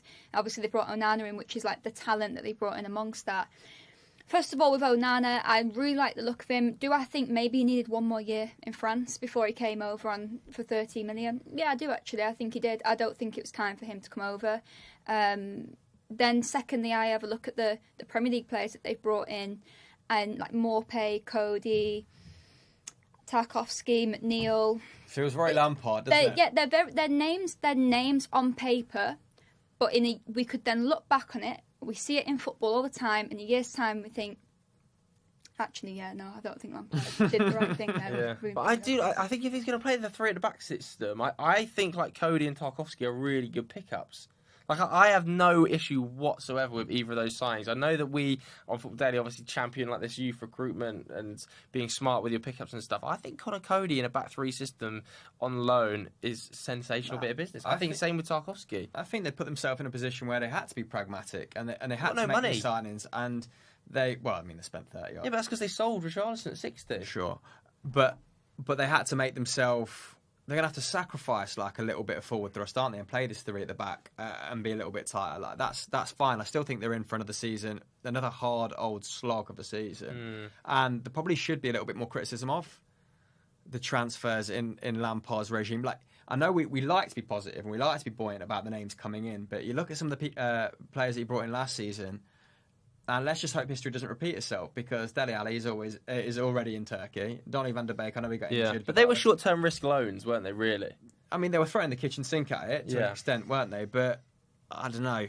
There doesn't seem to be a lot of forward planning. I think there's more planning this summer, potentially, for Frank Lampard than maybe you're giving it credit for. I actually think that the back three system, if that's how he wants to play, fine. Like, there's going to be question marks over it, but whatever. The two centre-backs kind of work in that way. I think the midfield Who else was it? Ruben Vinagre? Yeah, I think he's kind of covered though, isn't he? He's kind of covering that left-back slot for Mikalenko. And I think the midfield three, you know, of signing Idrissa Gueye, Amadou Onana, James Garner, there's a bit of forward planning in there with also a bit of experience still from Idrissa Gueye. I don't hate the Neil Maupay signing either. I think he's a solid 10-goal-a-season striker, which is pretty much what Richarlison was. Like, Richarlison wasn't a 20-goal man either. And if they can get Calvert-Lewin back fit, I think a front three of Neil Maupay, Anthony Gordon and Dominic Calvert-Lewin is pretty strong. Neil Maupay frustrated me, though, at Brighton. I don't think he's a bad player. I just don't think he is that goal scorer. He is that player that Everton need. I really don't. I get what you mean. They're operating within... They're under that budget. They've got that money from Richarlison, and that is it. And they have to. I think what they're trying to do, they may have looked a little bit. I think Newcastle and Everton like look at each other. You know, Newcastle are trying not to do an Everton, and Everton are trying to like pull it back and do a Newcastle type thing where they look to bring players around that they think might be a bit more reliable. But my only thing with them is how they treat managers, what they decide to do with managers, how long they give them. They are building for this manager who. I think he showed a lot of pragmatism last season. Obviously, wanted to play it out the back, decided, no, that's not going to keep us up, and he didn't. Pickford, he had it hitting it long. Caged the opposition in. He got them working hard for him, and maybe he trusts that these sort of players will work harder for him than the sort of players Everton have brought in the past. But at the same time, in terms of quality, when you look at some of the quality in the teams around them, it just screams of it's going to get stale. They're just also not that progressive, are they? Like, as much as I've said they've signed players to managers and stuff, you look at Brighton and you think, oh, look at how they're set up with Brentford, and then you're like, Everton. Yeah, and you're just hoping that Lampard can extract more out of these players, but it doesn't bode well when you see players like Neil Maupay coming from Brighton, where he would have had a lot of chances created for him. And I know if you look at his sort of expected goals, he's normally a 8 to 13 goal striker in the Premier League, and that's obviously fills the Richarlison shaped hole. And if you can do that at a budget, then great. But is he going to extract better results from Maupay than Potter did? I'm not confident with that. Like, Dwight McNeil's numbers were horrendous at Burnley. Was that a Burnley issue? If so, fine. But then if Lampard's got to find something that plays to his strengths... That was quite a big fee, isn't it? Like, is he going to be capable of doing that? I suppose it's hard to know right now, because we still aren't totally sure what kind of manager Lampard is and if he can fix a team. Yeah, he's a bit of a tweaker, isn't he? Like, I kind of agree with you. He started one way and then he's moved to another. He's quite pragmatic. What about Crystal Palace? Sheikh Takure coming into that midfield. He's looked sensational. Yeah, not done an awful lot of business, but it feels like their alignment with what Vieira wants is really, really obvious. I don't think they need to do too much, to be honest with you. You've got to bear in mind how much business they had to do last year. That transition from Hodgson to Vieira, completely different way of playing football. We're talking about the average age coming down so much. So for me, it was all about keeping that unit together. Maybe there's a couple of players to improve the squad overall, but I'd say it's a good window. It will stabilise them for another season, and then maybe next window. They've looked seriously exciting as well. Like maybe a right back. Obviously, they were interested in Aaron Wan-Bissaka. Joel Ward's still operating there. They've got Chris Richards through the door who can kind of play. I think he can kind of play on both sides, can't he? But I do think maybe a right back. And I love Eze. I love him. I think he is sensational, and I actually think he suits that Conor Gallagher role more than Conor Gallagher did. But they had the £24 million bid for Conor Gallagher rejected, I think, yesterday or the day before. So does that mean that Patrick Vieira wanted another attacking midfielder and didn't get him through the door? Yeah. That is puzzling because a lot of Palace fans that we've spoken to in our Twitter spaces are like, well, the only reason that we didn't go back in for Gallagher was because Eze is going to thrive this campaign. So it does sort of muddy the waters somewhat. I actually think they could do with, if he's going to persist with the 4-2-3-1, someone else, an upgrade on Jeffrey Schlupp in the double pivot. And that's not to say that Schlupp's not a perfectly serviceable player. I mean, he's reinvented himself as, left winger to left back to sort of CDM. But they've got Milivojevic coming on. They've got Schlupp in there. They are sort of the remnants of a very stuffy side. And I think they could probably be a bit more expansive in there. I think Mr. Schlupp. I was going to call him Mr. Reliable, then I called him Mr. Schlupp. Very respectful from him. Yeah, I think he's one of those players. He just gives you a 7 out of 10 game. Maybe he doesn't ever give you too much higher, but every time I watch Palace, I sit down and watch Palace, I always look at Schlupp and just think, wherever he's playing on that pitch, he's such a selfless player in terms of tactically. You're still smacking me on it, Mr. Schlupp. As well, I want to move on from Mr. Schlupp now, but I really like him. I do agree that more and more talent going in that direction of Vieira. The only thing with Palace, for me now, and I think that's maybe why they haven't been too active in the window, is I think it's now time for... We're starting to see the system, and it's promising, and he's achieved a lot. It's been really difficult, but he's achieved a lot, Vieira, there. I think in terms of a coaching point of view, building on the experience of these players, there's been times where I think Palace could have done better in games if off the ball they were a bit less passive. I think you can see... I'm thinking the Brentford game as well. Yeah, I'm thinking the pressing in games sometimes. I think you can tell Vieira's telling them to do one thing. Do I think they're actually pressing as good as they could be? No, I don't. So I think he needs to focus on who he's got now, get them to a standard, because he's got a lot of raw talent. Yeah. And maybe he just wants to focus on that. I think as well, big win for them is keeping Wilf Zaha. I think the interest from Crystal Palace, the interest from Chelsea. Is he though? Is he? I feel like this is his last dance. He'll get a Champions League. I think there's a really solid contract. I think chance for them to sign him to a new deal. I think he could go down as sort of like the Crystal Palace legend, Wilfried Zaha. Like not name dropping here, don't mean to do this, but I did an interview with Patrick Vieira last week and I asked him about Zaha, and he was adamant that he was going to be like he's technically not a one club, but like a one club legend. He said to me in the interview that he thought Zaha could go into the Premier League Hall of Fame if he stayed at Crystal Palace, which I think is a bit of a stretch, but I think there is an element of like the Letizier's, like the Shearers. It would be a shame if he left, and I can see him like heading to the continent for a club that can promise him Champions League football and would pay it like a healthy amount of wages. Maybe they can't match what he's on at Palace right now because it's pretty big, up there, pretty big. But yeah, Palace would be such an inferior proposition without him. He's underrated. Goals last season. He's underrated. I think 5 were penalties, so maybe not his best season in terms of scoring from open play, but carrying that attack at the start of this season. But it just goes back to what you were saying about, I think Vieira can get much more out of Edouard. I'm still not totally sure about Mateta, but obviously gives him that focal point that they've lacked since they let Benteke leave. I feel like they're reverting to plan B a little bit more than Vieira would like with Mateta. But yeah, I'd like to see him get a bit more out of existing personnel. But although Jordan Ayew, he gets an awful lot out, like particularly off the ball. Jordan Ayew's just turned into like an absolute workhorse. I mean, he's always been a workhorse. Yeah, and I kind of like that about him, and I kind of like that composition of like Wilf Zaha being this like star quality asset that I don't think there's many other wingers in the league. In fact, I think he is probably the most dangerous one-on-one winger in the league. If you're a right back, I think. Him and Saint-Maximin, Yeah, Saint-Maximin as well. Obviously, Adama Traore doesn't really play now, so you would include him in there. But those two, Saint-Maximin, Wilf Zaha, I think are the two like primary assets of just dangerous wingers. So to keep him at the club, and to keep Eze at the club, and to keep Michael Elise as well. Yeah, because I think what I like about Zaha as well is not just him as a centre forward. You noticed against Liverpool, he dropped back a little bit at times too.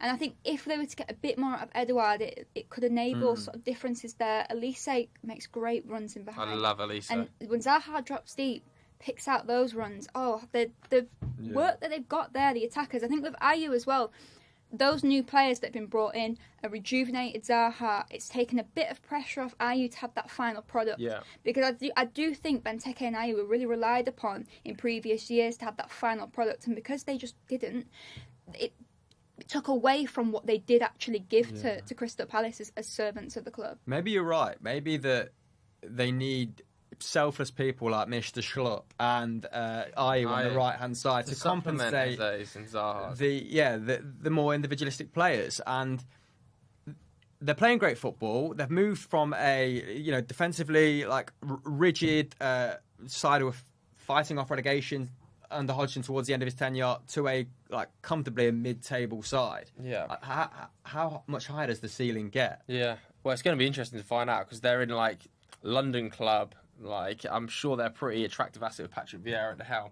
To have a player like Michael Elise on the books, who could go all the way. He's obviously a generational talent. If he can stay fit, it's been a shame because he's had these injury problems. But every time I watch Elise, I'm thinking, what on earth have Palace got their hands on here? He's definitely a player that will be playing Champions League football within the next 2 to 3 years. I'm surprised the club hasn't come in with him from this summer, to be honest with you, because supposedly he had a buyout clause. But there we go. Vieira's bedded him into the side really, really well and responsibly, though, hasn't he? Yeah, pretty much. I think that's all we've got time for today, though, because it is 11:05. Neve, where can the people find you if they don't already? On the YouTubes, Miss Stumpeg, Stumpeg with a double G. Yeah, Stumpeg, double G, all of the Bolton content you want. You're looking at me for, they know where to find me. They know where to find us, don't they, Christopher? Just hit the like button, hit subscribe if you want to watch this more regularly. Thanks very much for tuning in to this deadline day. I hope you enjoyed it. We'll catch you next time.